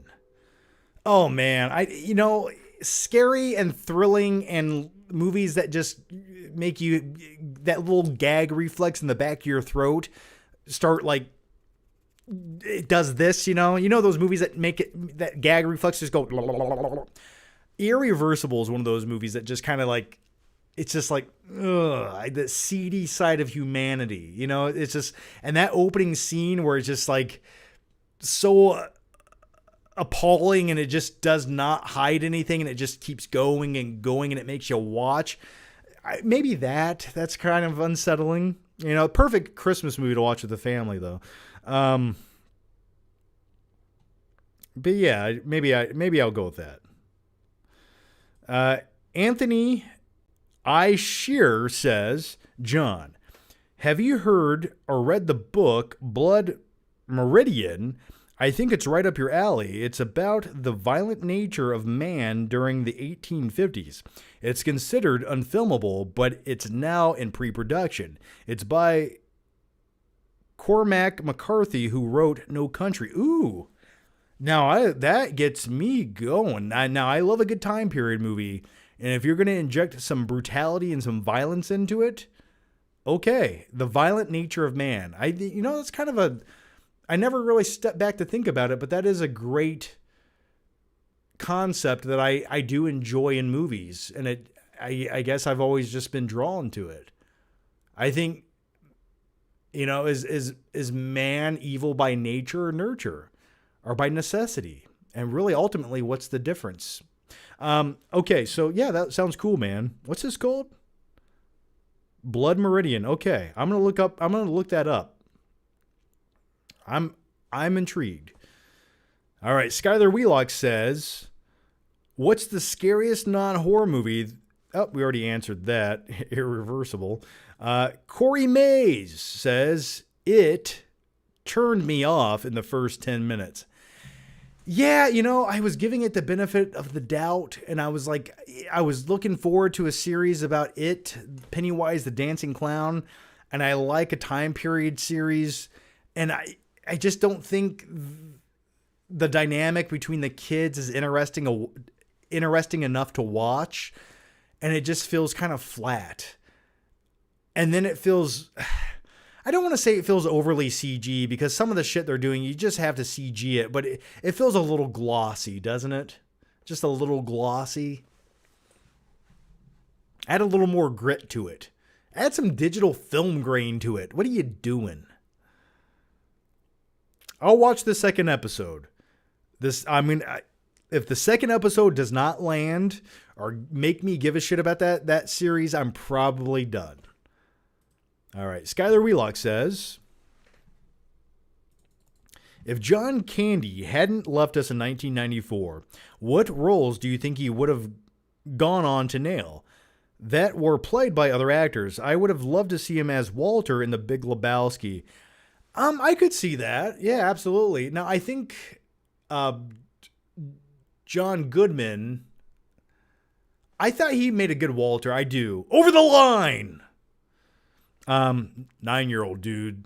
Or 9-year-olds, dude. 9-year-olds. It's Chavez. I don't drive. I don't eat. I don't cook. Anyway, I'm trying to think of some other roles. I mean, John Candy was such a lovable dude. I'm trying to think of roles that he could have still played. I don't know. I don't know if you guys have any suggestions. Off the top of my head, I'm trying to think of like roles that would have fit him. I'm sure there's a million of them, but off the top of my head, I don't know. I could have definitely seen him being in like a TV series at some point in like the the early 2000s. I could have seen that. Playing like a dad-like character of sorts. Is this your homework, Larry? You're entering a world of pain. Yeah. Grown-ups, John Candy's better than that. Come on. Chris Farley would have been in Grown Ups if he hadn't passed away. Chris Farley definitely would have been in Grown Ups. But they replaced him with what's his face from the King of Jersey or whatever that shitty show was. Whatever his name is. Paul Blart Mall Cop. That guy. Chris Farley would have replaced him in Grown Ups. Let's all be honest. I heard Chris Farley was originally supposed to be Shrek. You're right. He actually recorded some lines of dialogue for the role.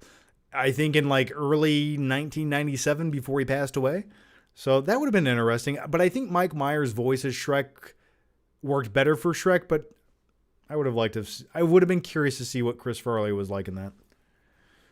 Justin Rich says, over the line. All right.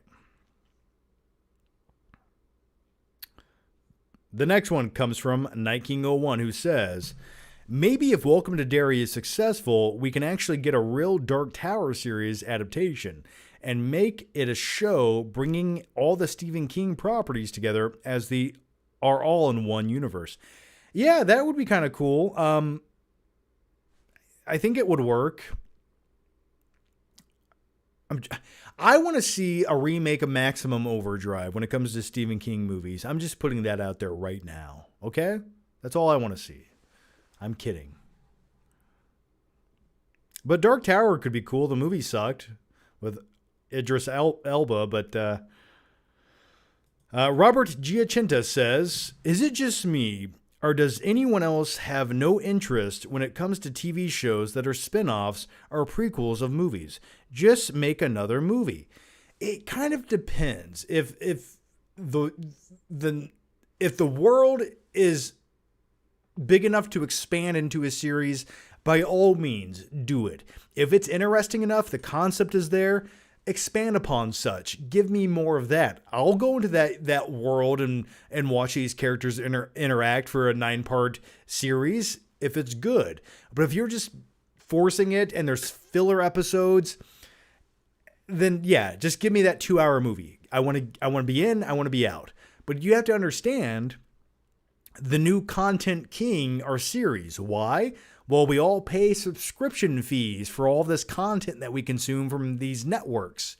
You thought cable was expensive. Okay, now you have 14 subscription services, and half of them have shitty movies. But that's how they have to keep you. They have to justify that subscription fee every month. They can't just keep milking you. Eventually, you're going to figure it out and cancel. And by cancel, I mean you're going to cancel, but they're going to keep charging your credit card, and then you're going to have to email them, and they're never going to respond to you, obviously. You're going to have to call them, and they're going to promise to cancel it, but they never will. Then you have to dispute the credit card charge with your bank and say it's completely fraudulent, and then maybe, just maybe, you'll get your money back. But that's why you get all these series.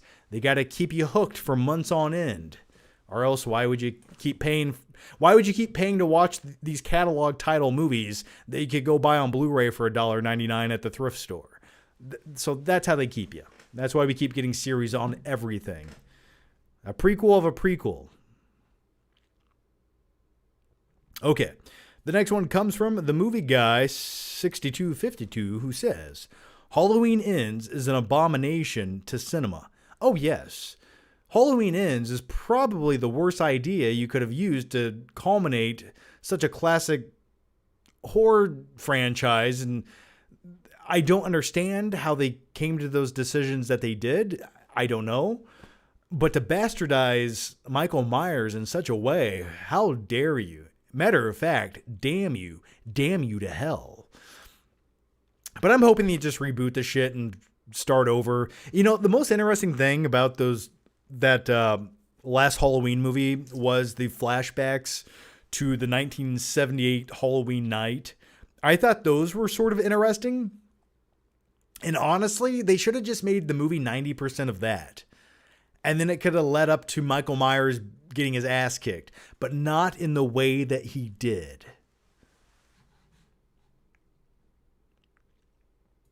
Okay, the next one comes from, let's see here, Butch. How's it going, Butch?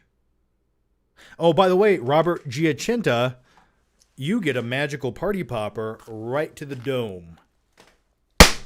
So thank you for your question, man. You're always here hanging out. Thank you, Robert. And thanks to all of you. Okay. Butch says, you were born in 1987, right? I was, the year of Predator.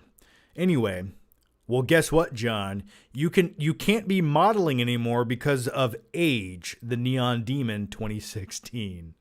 That's funny.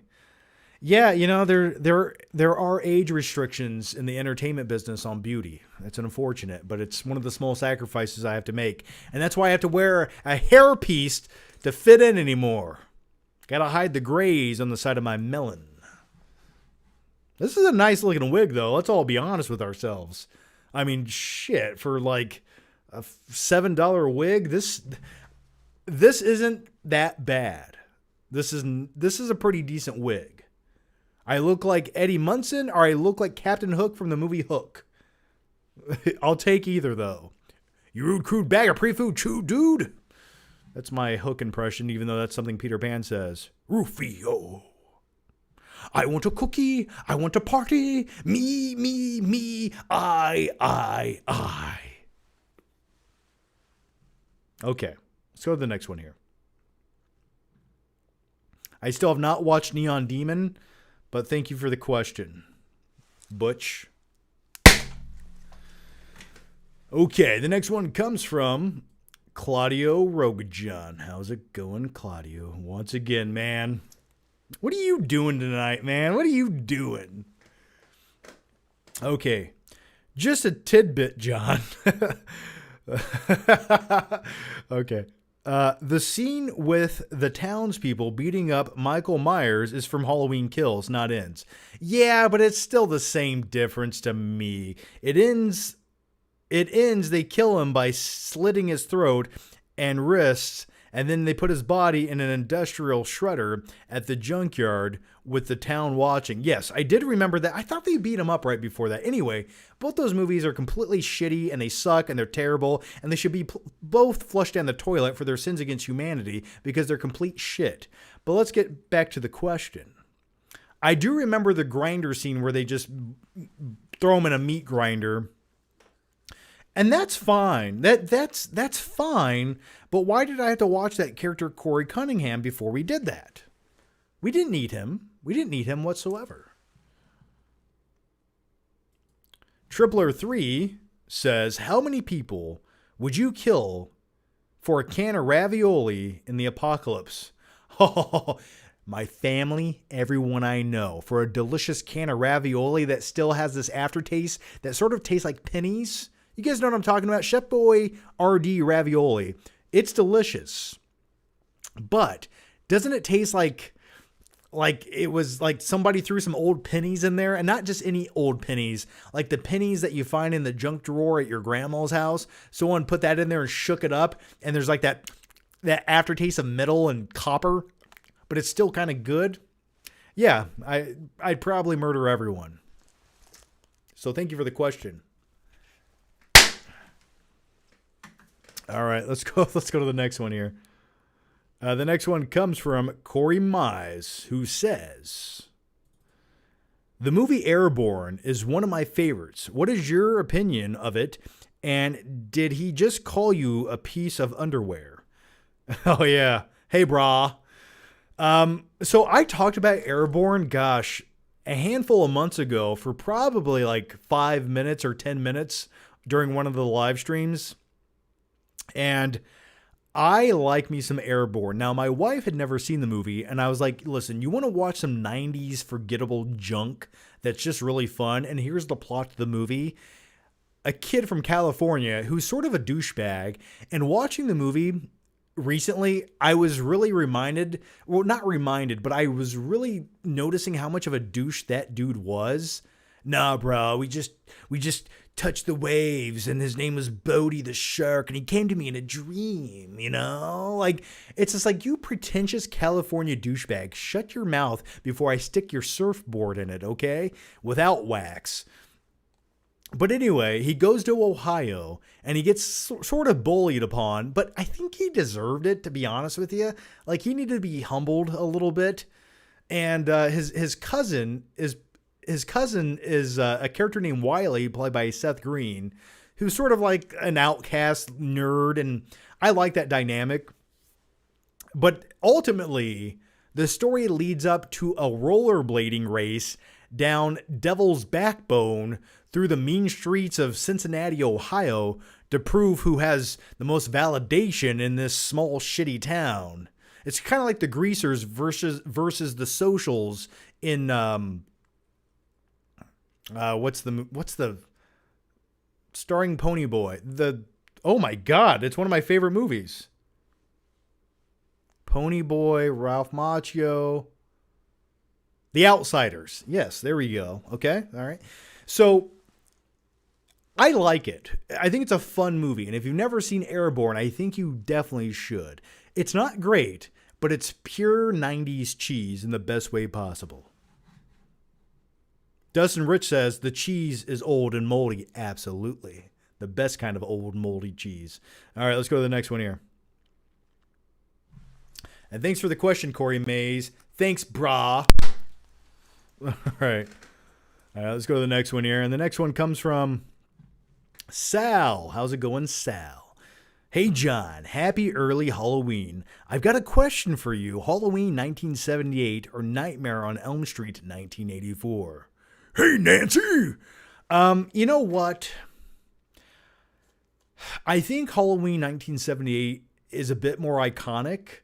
I think it has a little bit more rewatchability, and it's just a little more relaxing when you watch it. And I say that lightly when it comes to a horror film, but Halloween's atmosphere, it sort of takes its time. It almost has like a film noir vibe to it. Now, I love me some Freddy. I do. I think Freddy is much more terrifying than Michael Myers. I think he has way more charisma, and I think the Nightmare on Elm Street franchise is a bit more inventive, especially with some of the dream sequences. And Nightmare on Elm Street literally has scared the shit out of me. Okay? When I was a kid, I'm not going to go into details, but it did. Okay? And no franchise in the horror genre has scared me more than Nightmare on Elm Street. And I just recently went back and watched Nightmare on Elm Street 3 Dream Warriors. My wife had never seen it.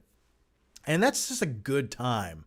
And just the creativeness, the craftsmanship, the practical effects. Robert Englund as Freddy. You could not duplicate it. You could not replace it. Now, a lot of guys can put the Michael Myers mask on.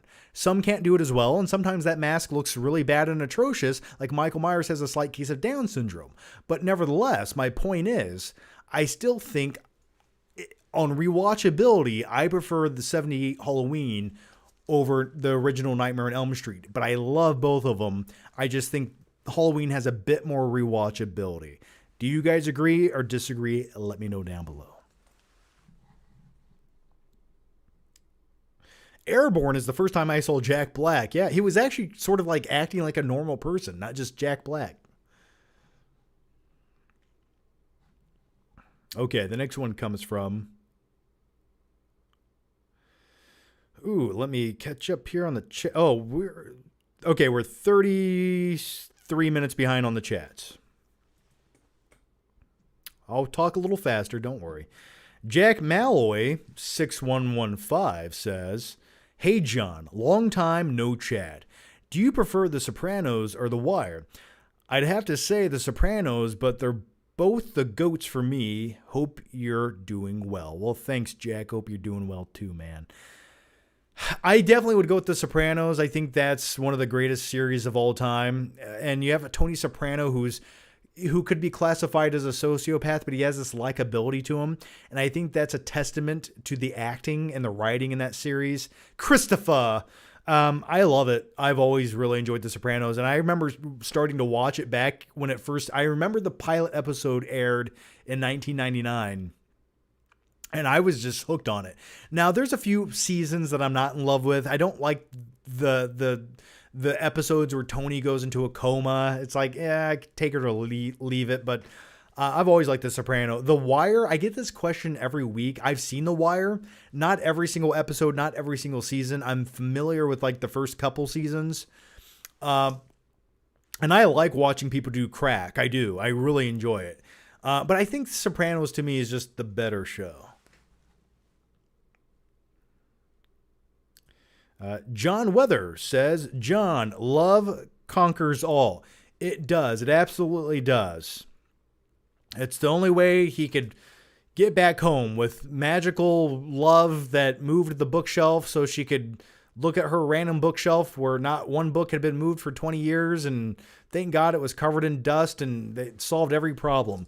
And somehow he explained the mathematical equation to beating gravity by pushing a couple books on a shelf. Gosh, that's impressive. Okay. I'm not crapping on Interstellar. I'm just saying that's just that little aspect is the only thing I didn't love about it. That's all I'm saying. All right. The next one comes from Sal, who says, are you going to see Begonia? Have you seen The Green Planet? It's quite a movie, for better or worse. I have not seen The Green Planet. I do want to see Begonia quite a bit. That comes out this... Does it come out early? Does it come out next week, or is it out now? Is Begonia out? Somebody let me know. I do want to see it. It looks really good.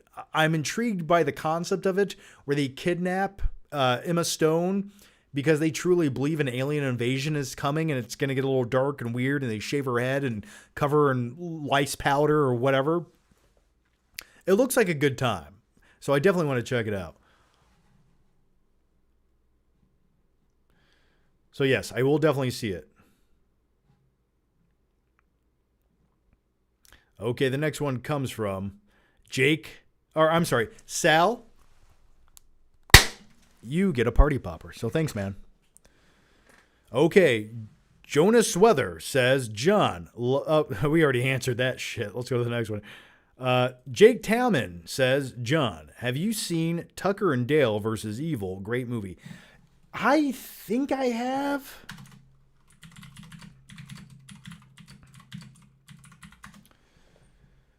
No, I haven't. I lied to you.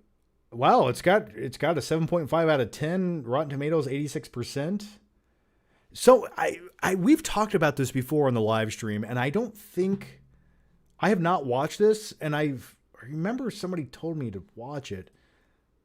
I mean, do you guys like Tucker and Dale? Is it good? Or is it just overrated?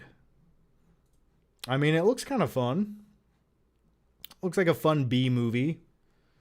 Let me know. It looks like, it just looks like a much better version of Duck Dynasty with a chainsaw. I mean, I'm not going to lie to you, but I'm okay with that. All right, let's go to the next one here. And the next one comes from Skylar Wheelock, who says, which film's protagonist was simply wrong despite the movie trying to portray them as being right? I'm picking Josh Brolin in No Country for Old Men.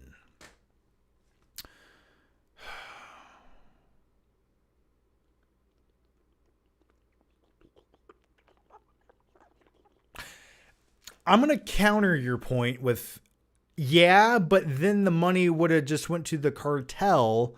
So why can't this guy who came across the scene, who didn't actually murder anyone, get lucky with finding a briefcase full of cash? I see nothing wrong with that. I could see myself in a very similar position, except I would not stick around as long as he did. I would get out of there. Harvey R. Bardem would not have been tracking me down first and foremost. Okay, the first thing I do when I find a bucket full of cash is I check the bottom for a tracker. Okay, just putting it out there. I don't know. How about Tony Stark in Civil War? I did not agree with his viewpoint on the Accords. I did not. No. You don't give in to the government like that. No, Captain America was on the right side, and I stand by Captain America. There you go. But then again, to play devil's advocate, because that's what I do best, if Captain America's best buddy, Bucky, broke my mom's neck, well, I'm sorry to say, he's got to die. I don't care if he was brainwashed. I don't give a shit. He has to die. That's the only answer here. Sorry, Cap. But outside of that, I more so agreed with Cap. Okay. Let's go to the next one here.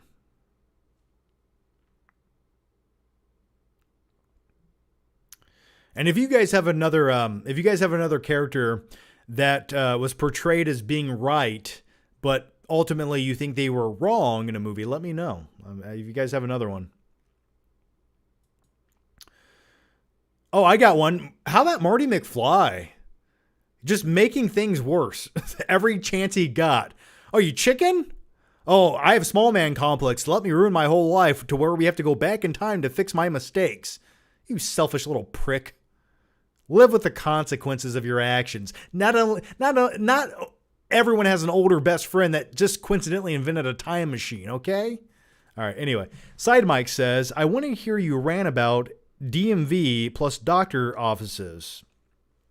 Okay. I got a rant for you. And coincidentally enough, for some odd reason, this is proof that we live in the Matrix. Today, I actually did go to the doctor's office, and I do have a slight rant for you. Hear me out. Here we go. 3, 2, 1. All right. I went to the dentist today. Now, I made an appointment 2 days ago to go to the dentist. My insurance ends next week. I'm getting different insurance that doesn't have really good dental coverage. So I was like, let me go get a cleaning before this new insurance kicks in. And don't get me started on insurance policies. Oh, what a scam. Anyway, I go to the dentist today, which I had an appointment and an email confirmation for. I get there on time.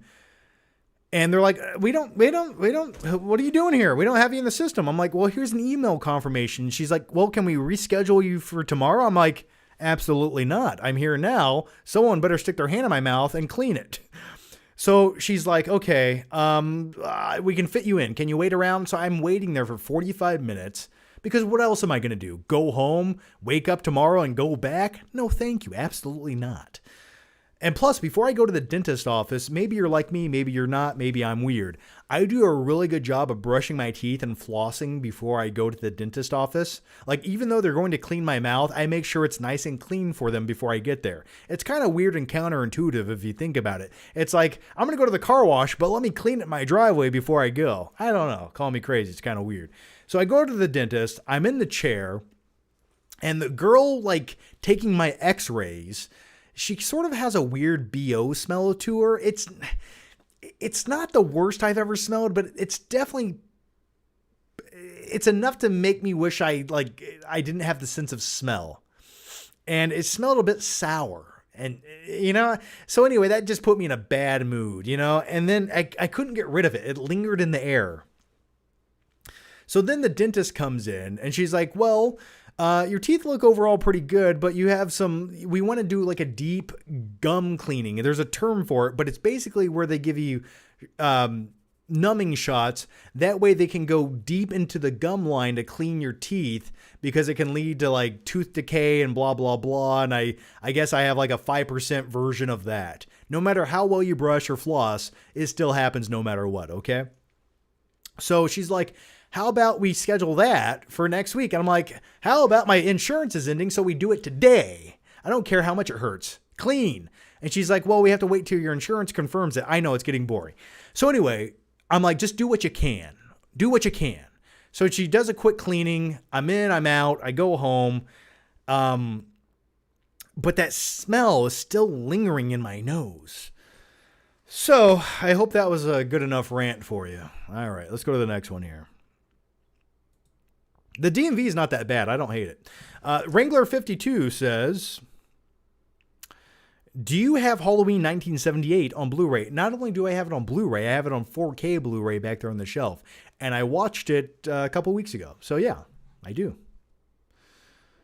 But the thing is, man, watching Halloween on 4K, and now listen, I don't want them to tinker with the way the movie looks and the color grading too much, but I really feel like that movie would benefit from just warming it up like 4.5%. Like, it's a little too blue for its own good, especially when you have a movie that takes place in the fall, even though it was shot in California and none of the trees are orange or red and it doesn't look like fall except for a couple scattered leaves on the ground. I understand. It was a low budget movie and they had to do what they had to do. But I think they should warm it up, the color timing of that movie, just like 5% warm it up to give it a little more of a fall vibe. It's just so bluey looking. Okay, let's go to the next one here. The next one comes from Alan Smithy 9227, who says, "Why haven't you read the super chat yet?" Oh, well, I did read it earlier and I read it once again. So you're welcome, Alan. Okay, the next one here comes from the movie guy 6252. How's it going, the movie guy? Annabelle Creation is the 4th film in the Conjuring universe, and it's the best one in the franchise. Well, movie guy, this is the best party popper you're going to get from me. I'm going to get back here. 3, 2, 1. Ooh, yeah. If you guys could see my camera now, it looks like a bukkake of confetti. Anyway, yeah, Annabelle Creation was probably the... Well, what was the... I thought the third one was good. What was the Annabelle 3? Annabelle... So I remember Annabelle 3, the one where it's in that old farm. I have a review of it. And there's like the well in the front yard. I vaguely remember the movie. I really don't like any of the Annabelle movies. Annabelle 4, I don't even remember what it is. That's how much I remember about it. What is... Did I watch this? I don't... I'm sure I did. Oh, yes, there's no Annabelle 4. Okay, that would explain why I don't remember anything about it. and yes, to your point in the movie guy, I agree with you. Annabelle 4 is by far the best of the franchise because those movies are not good. But the third one I thought was like an improvement over the first two. At least the setting was like more interesting. Okay. Thoughts on Sleepy Hollow? I love me some Sleepy Hollow. Actually, to be completely transparent with you, as if I'm typically not, we have been watching Sleepy Hollow the last 3 times we've went to sleep. And my wife had never seen it. And I'm like, you're going to love it. It's a Tim Burton movie. There's a headless horseman. Christopher Walken plays the headless horseman. You know, Ichabod Crane, take my head. My eyes were Azul. Terrible impression. But yeah, we're almost done with it. It's been like 4 nights in the making. We usually watch like 30 minutes a night and then fall asleep. I think it's just a gloomy time period setting of the movie. It just makes me tired when I watch it, but it's great. I think Sleepy Hollow is one of the best like Halloween-y kind of fun movies to watch. Alan Smithy says your teeth look great, but they kind of fucked up your hair. Well, yeah, it's you got to take one, leave one. What can you do? Dustin Rich says, tell me about the car wash, John. Will it cleanse me of my filthy sins?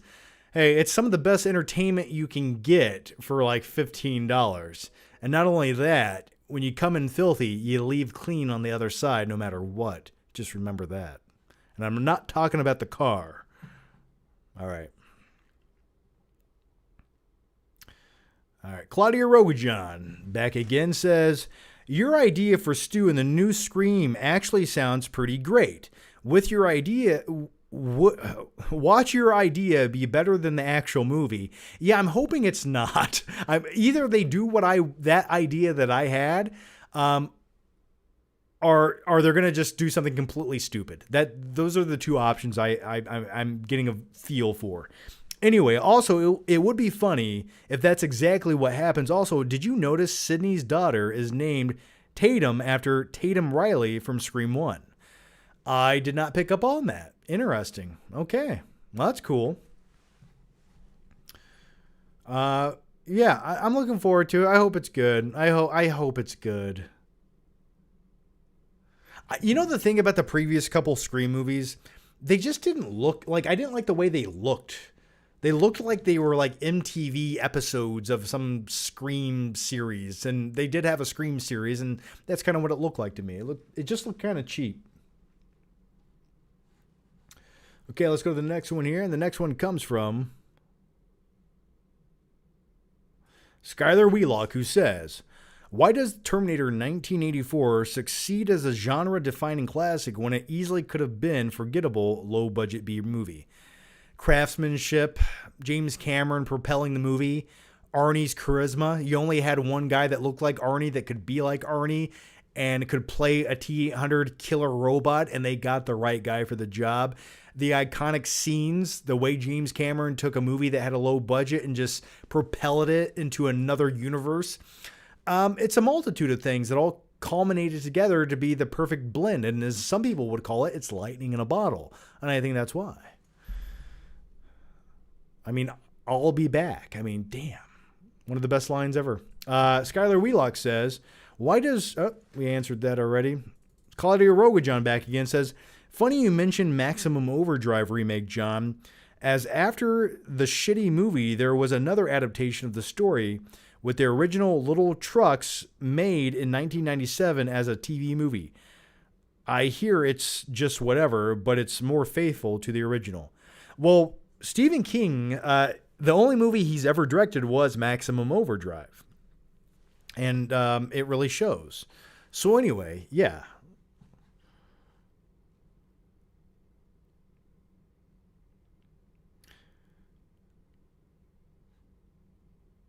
Merv says, I love Sleepy Hollow. Yeah, it's good stuff. Skylar Wheelock says Daniel LaRusso. Yeah, so that goes to the question earlier. What character thought or was portrayed as being right, but were not? Daniel LaRusso was an antagonist. It's like you didn't have to get beat up as much as you did, man. And hey, you don't hit on another dude's chick, okay? Okay, let's go to the next one here. And the next one comes from Dark 1140, who says, you should write Stuckman's next feature and make it about Patrick Bateman and Louis Bloom and call it Patty versus Louie, like Freddy versus Jason. Interesting concept. That'd be a lot of rights to obtain. And I don't know. Yeah, I don't know. I'd probably want a different director for it, to be honest. But thanks for the question, Clark. Don't just look at it, eat it. And I like to say, if you're seeing me, you're having the worst day of your life. The name of the company is Video Production News, a professional news gathering service. That is how it should be read, and that is how it should be said. Okay, let's go to the next one here. And the next one comes from Clark 1140 once again, who says, you seen Jacob's Ladder, Gene Simmons look like. I look like Gene Simmons? I've never heard that before. I don't know if that's a compliment, but whatever, man. Thank you. I'll take it. The movie guy, 007, back again, says, have you ever read Aragon? I know they tried once, but I struggle to understand. I know they tried once, but I struggle to understand how they never made the film franchise out of these books. If they did it right, it would be a $1 billion franchise. So, fun story. I remember going to see Aragon, the dragon movie, when it came out in theaters. And I remember that came out at a time when it didn't feel like there was a lot of other things to see at the theater. So we went to see that. And I almost remember nothing about the movie other than a dragon and the cover of the movie with the gold font and the text. Maybe the books were better. The movie was mediocre as it possibly could be. I know they have a huge fan base, but maybe, hey, with all of the streaming services and TV shows, maybe they can make an Aragon TV or series. I could see that being cool. Yeah, it could work. So there's that. But thanks for the question, the movie guy. All right. Skylar Wheelock says, John Candy's cheerful optimism would have been perfect for the Truman Show. Who would he have played?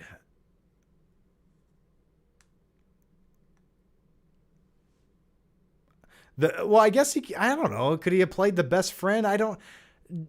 John C. Reilly, I thought, or was it John C. Reilly as the best friend? No, it wasn't. No, it was the other. No, it wasn't John C. Reilly. It was kind of a guy that's like the B version of John C. Reilly. Anyway, I don't know who would he have played in the movie. You wanted him to like replace Jim Carrey? I don't know if that's the best outcome. But interesting casting choice. Corey Mize says, John, have you seen the AI videos of Stephen Hawking's wrestling in a cage match? Do you ever watch Rollerblade like Mitchell Goosen, Devil's Backbone champ? Oh God. Do you ever rollerblade? Okay. I don't think I've ever been rollerblading. I'm not very good at skating. In second grade, I went skating. I fell like 5 times and I said, this is stupid. I don't want wheels on the bottom of my feet.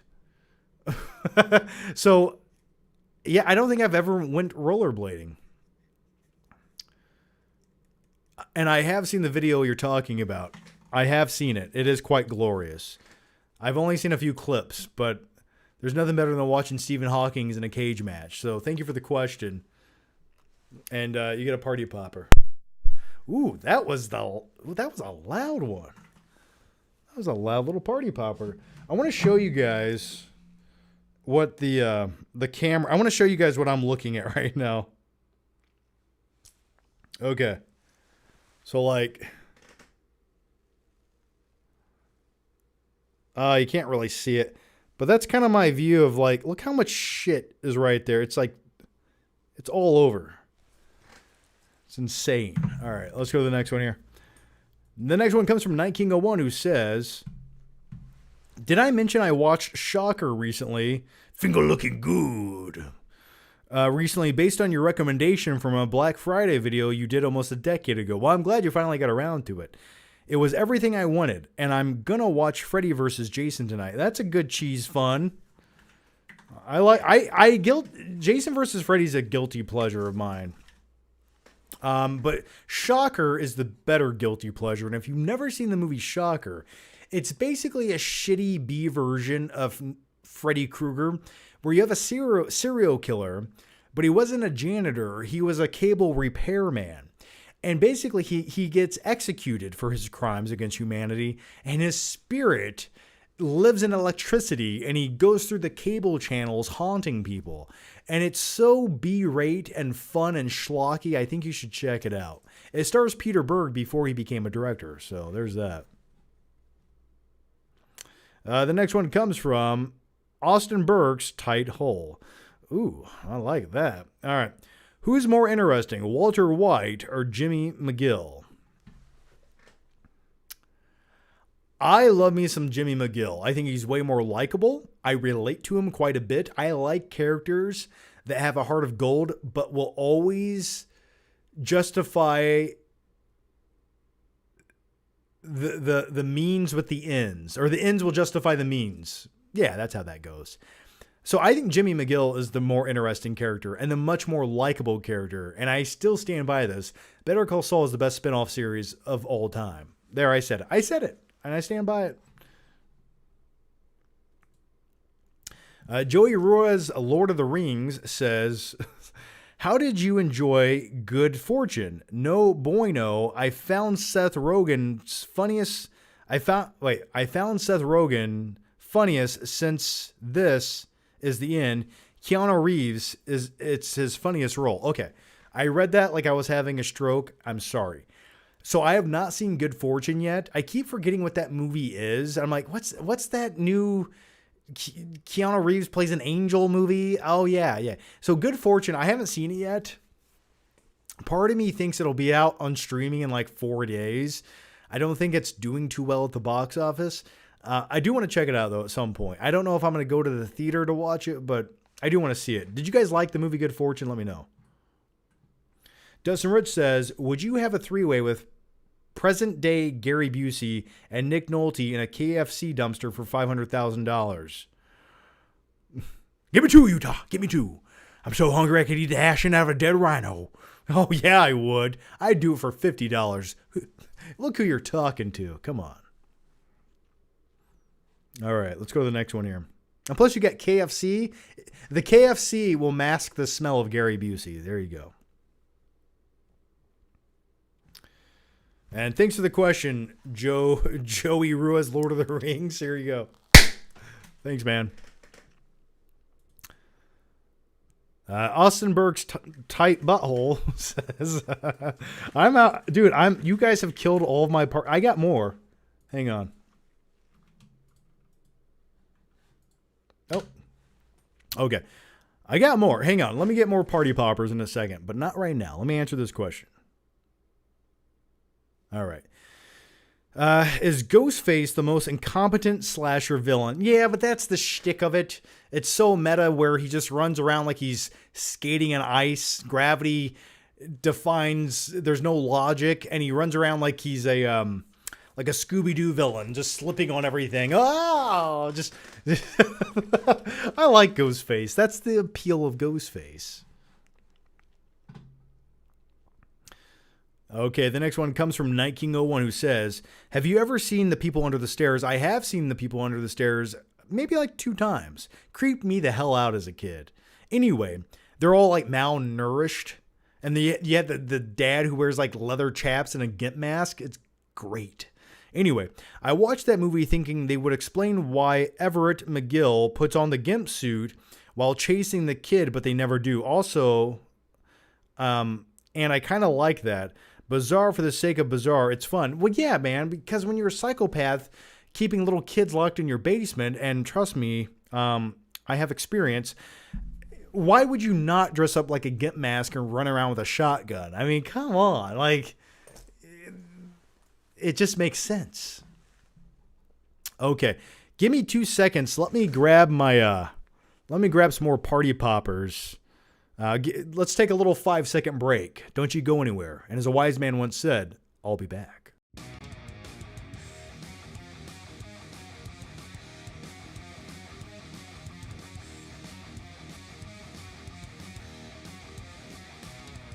Hey, and we're back. Okay, I had to get my party poppers.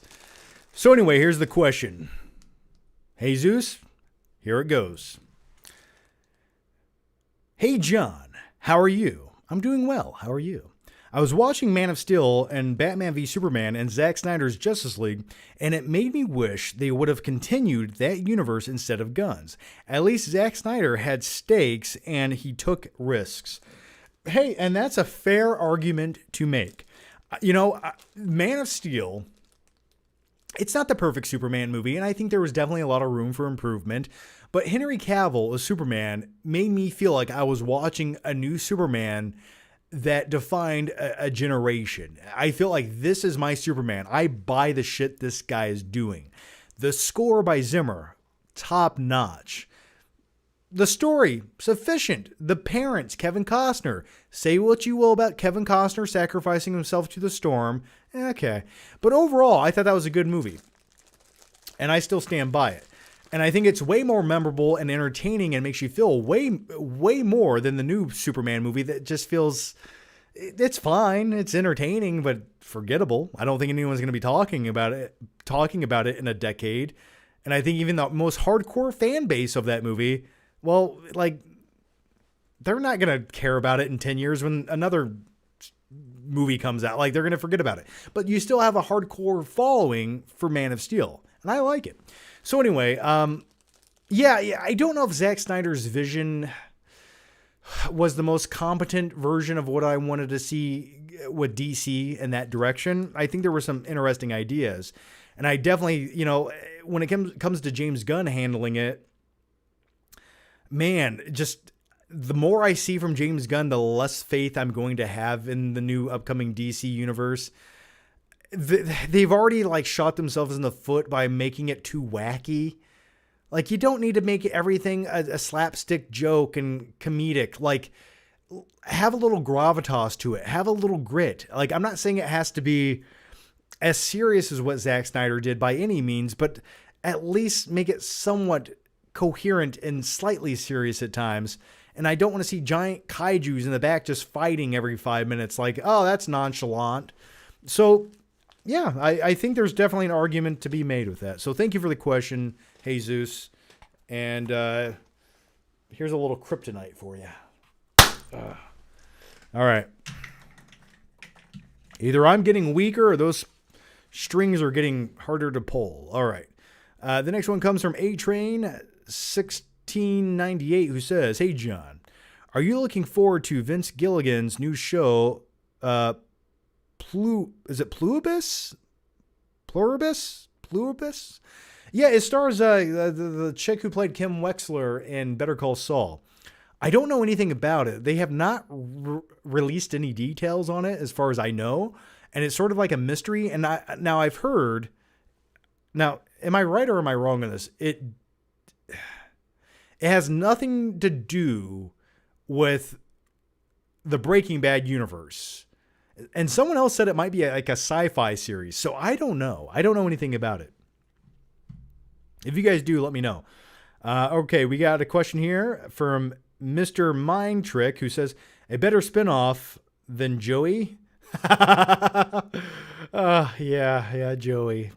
Poor Joey. Thank God for those residuals from Friends. All right. Who's my number one? Let's see my top fans this week. Who do we got here? We got... Oh, show me the... Okay, the movie guy 007 is the top fan. And Mortem is number 2. Mr. Mind Trick is number 3. Sal is number 4. Jesus is number 5. James Dozier is 6. Number 7 is Clark. Number 8 is Joe Ruiz, Lord of the Rings. So thank you for that, Joe. Philly Cheesesteak. Mason Arnold. Robert Giacinta. Austin Burke's Pink Nipples. How many names do you have for Austin Burke? Tripler 3. Daniel Saboski and Dustin Rich. And it keeps going and going. But thank you guys. Thanks to all of you guys. It really does make paying the internet bill possible. So thank you. Okay, let's go to the next one here. And the next one comes from Mason Arnold, who says, started reading the comic The Mask from 1994. Was based on, and this would have made a fun horror movie. The Mask is more like Freddy Krueger in the comic. Interesting. That is, so I was never sure on the actual tone of the comics. So he's definitely more gritty and R-rated, and they made it a little more light and fluffy. But then again, I get that he was like cartoony in the movie, but the movie had some dark undertones. When you have, what was the main antagonist's name? Dorian. Yes, I never forget a bad guy's name. Okay? Dorian Gates, was it? I think, maybe? Okay. If it wasn't, don't correct me. But it was the same guy from Pulp Fiction who played a sodomist. Anyway, there's always time for one last kiss. I love it. So thanks for the question. All right. That's interesting, though. I didn't know there's a darker version of The Mask. Claudia Rogajon says, it's funny how Shocker is a B-rate version of Nightmare on Elm Street, but it's the same writer and director, Wes Craven. What the hell happened? I think Wes Craven basically said, you know what? I have nothing else to lose. And he probably had a deal with the studio to write a movie that was like, they wanted that Nightmare on Elm Street success, but he didn't have that creativity to give it. And he's like, let me crap something out. Okay, you got a guy who's a serial killer. Okay, he dies and he haunts everyone, not through nightmares. We've already done that. Cable TV. And that's what you got. Also, the movie was meant to be serious because it seems like it was, but the movie unintentionally is funny. Yeah, but then again, the same argument could be said about some of the Nightmare on Elm Street movies. Some of it's scary and dark. Some of it's sort of funny and goofy when Freddy pulls out a power glove and starts playing. Or running through multiple cable channels. And also, Claudio's next question was, The People Under the Stairs was way different from what I thought it would be, but I loved them.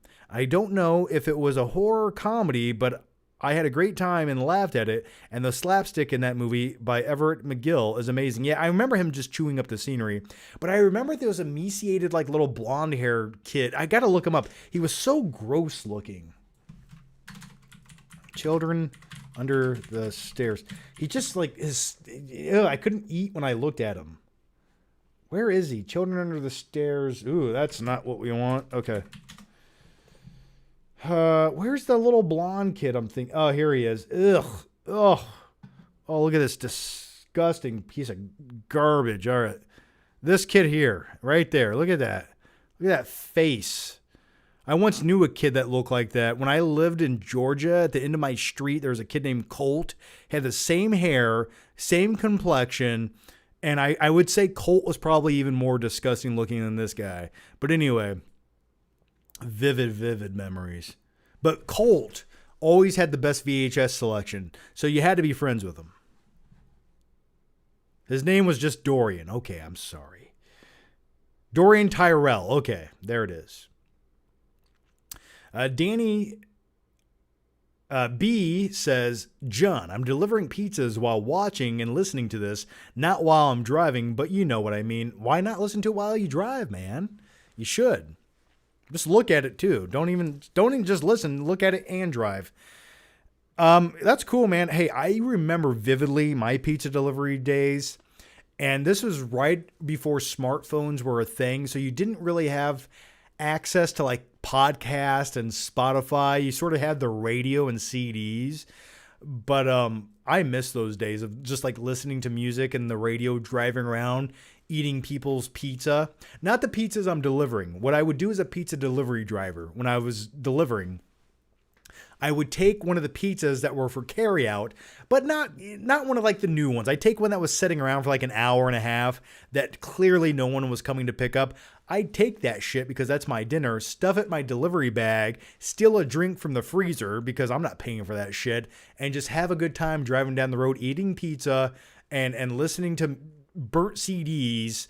And such a fun time in life. One of the coolest, most enjoyable jobs I ever had. I sometimes reminisce about it. I should almost get a job as a part-time pizza delivery driver to simply make an entire TikTok channel dedicated to it. I'll just record my everyday life. It could be fun. I'd probably get fired after like 2 days, but I don't care. Who cares? Now DoorDash takes all the pizza delivery jobs. All right, let's go to the next one here. I'm going to answer a few more questions and wrap up tonight's live show because I want to get ready for bed because I got to finish Sleepy Hollow, and tomorrow is actually the devil's holiday, so I got to get well rested for that. Danny says, don't just look at it, eat it. Well, yeah, absolutely. When it comes to pizza.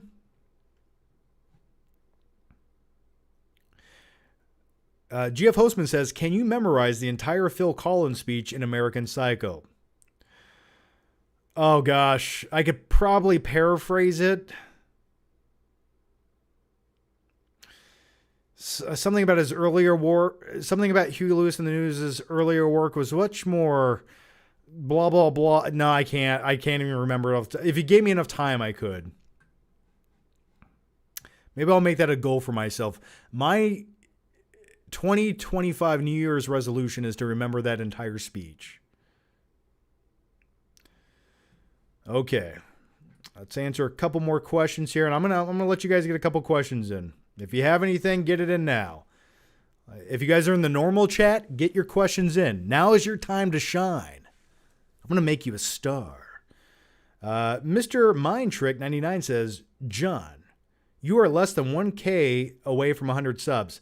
I've already hit 100 subs on this channel. What happened was I started doing nothing but live streams, and people wanted me to make pre-recorded videos, so I got a lot of unsubscriptions, or the algorithm didn't like me, or people just got tired of looking at my face. But I think it was a little bit of both. But I was already at 100,000 subs. I got a plaque for it. I have a YouTube play button for this channel being 100,000 subs. It was already there. It went past it. And then I just like, once you start doing something completely different, your fan base that wanted to watch you do wacky vlog videos every time, I guess they didn't want that and they unsubbed. I don't know. I'm just like, if you like my personality, live streams are the place where it shines the brightest. Why would you leave? But then again, maybe people are soft and they're a bunch of pussies and they unsub whenever you offend their precious little baby ears. I don't know. But it's because I say things like that. Listen, you guys aren't children. I don't need to baby you. You guys can take a harsh opinion. Even if you disagree with me, it's okay. Different opinions are what make conversations interesting. You don't have to agree. I almost like when you disagree. It's more fun. It's more stimulating to my brain. Okay, let's go to the next one here. Do you really think Ash could kill both Freddy and Jason? No. Freddy would instantly gut Ash like a stuck pig, okay? He'd be dead. Oh, you got a chainsaw for an arm? Okay, let me stick that up your ass. Welcome to my nightmare, bitch. That's what Freddy would do.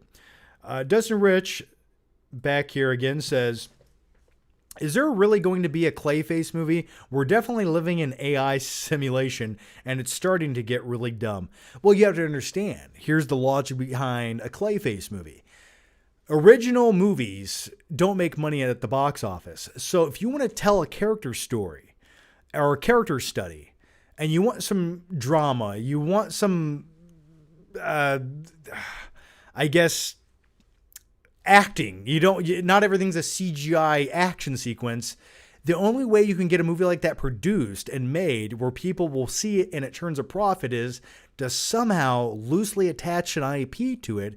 And in this case, you have Batman as one of his foes, and you can take that and make a movie out of it. And I think based on how well Joker did, which obviously Joker's a much more pivotal, well-known Batman villain than Clayface, but it just went to show you that the formula can work as long as you attach an IP to it. And I think that is what Hollywood's going to do more of. I don't know. But the premise sounds really good. I'm really looking forward to it. Favorite foreign movie or foreign-made English movie? I like South Korean movies quite a bit. I mean, the one that's always like the pivotal gold standard to me, and I would pick one that's sort of Halloween related, a little bit screwed up and messed up in the head, was like Old Boy. Like, I still quite enjoy that. That was a movie that like turned me on to foreign films. I'm like, oh man, there's like some crazy shit that exists out there that I should be exploring. So definitely Old Boy. And the scene in Old Boy with the side-scrolling hammer fight sequence in the hallway, just top notch. And plus the twist ending, oh yeah, that's good stuff. Okay, guys, I think I'm going to wrap up the live show right there. But I do want to say this. Happy Halloween. If you guys are celebrating Halloween, I hope you guys eat a whole bunch of candy, get a whole bunch of cavities, and get a slight tummy ache. But nevertheless, I want you guys to watch a great horror movie when you do all of that. And my biggest question before I leave, which horror movie are you going to watch on Halloween tomorrow? Like I said, during trick-or-treating time, I'm probably going to put on Hocus Pocus in the background. It just feels right. I like to watch Bette Midler sing on the day that we celebrate all darkness and evil. So as always, guys, thank you so much for watching. Thanks for hanging out, and I will see you guys early next week with a brand new live show. So look out for that. As always, have a good night and try not to get scared.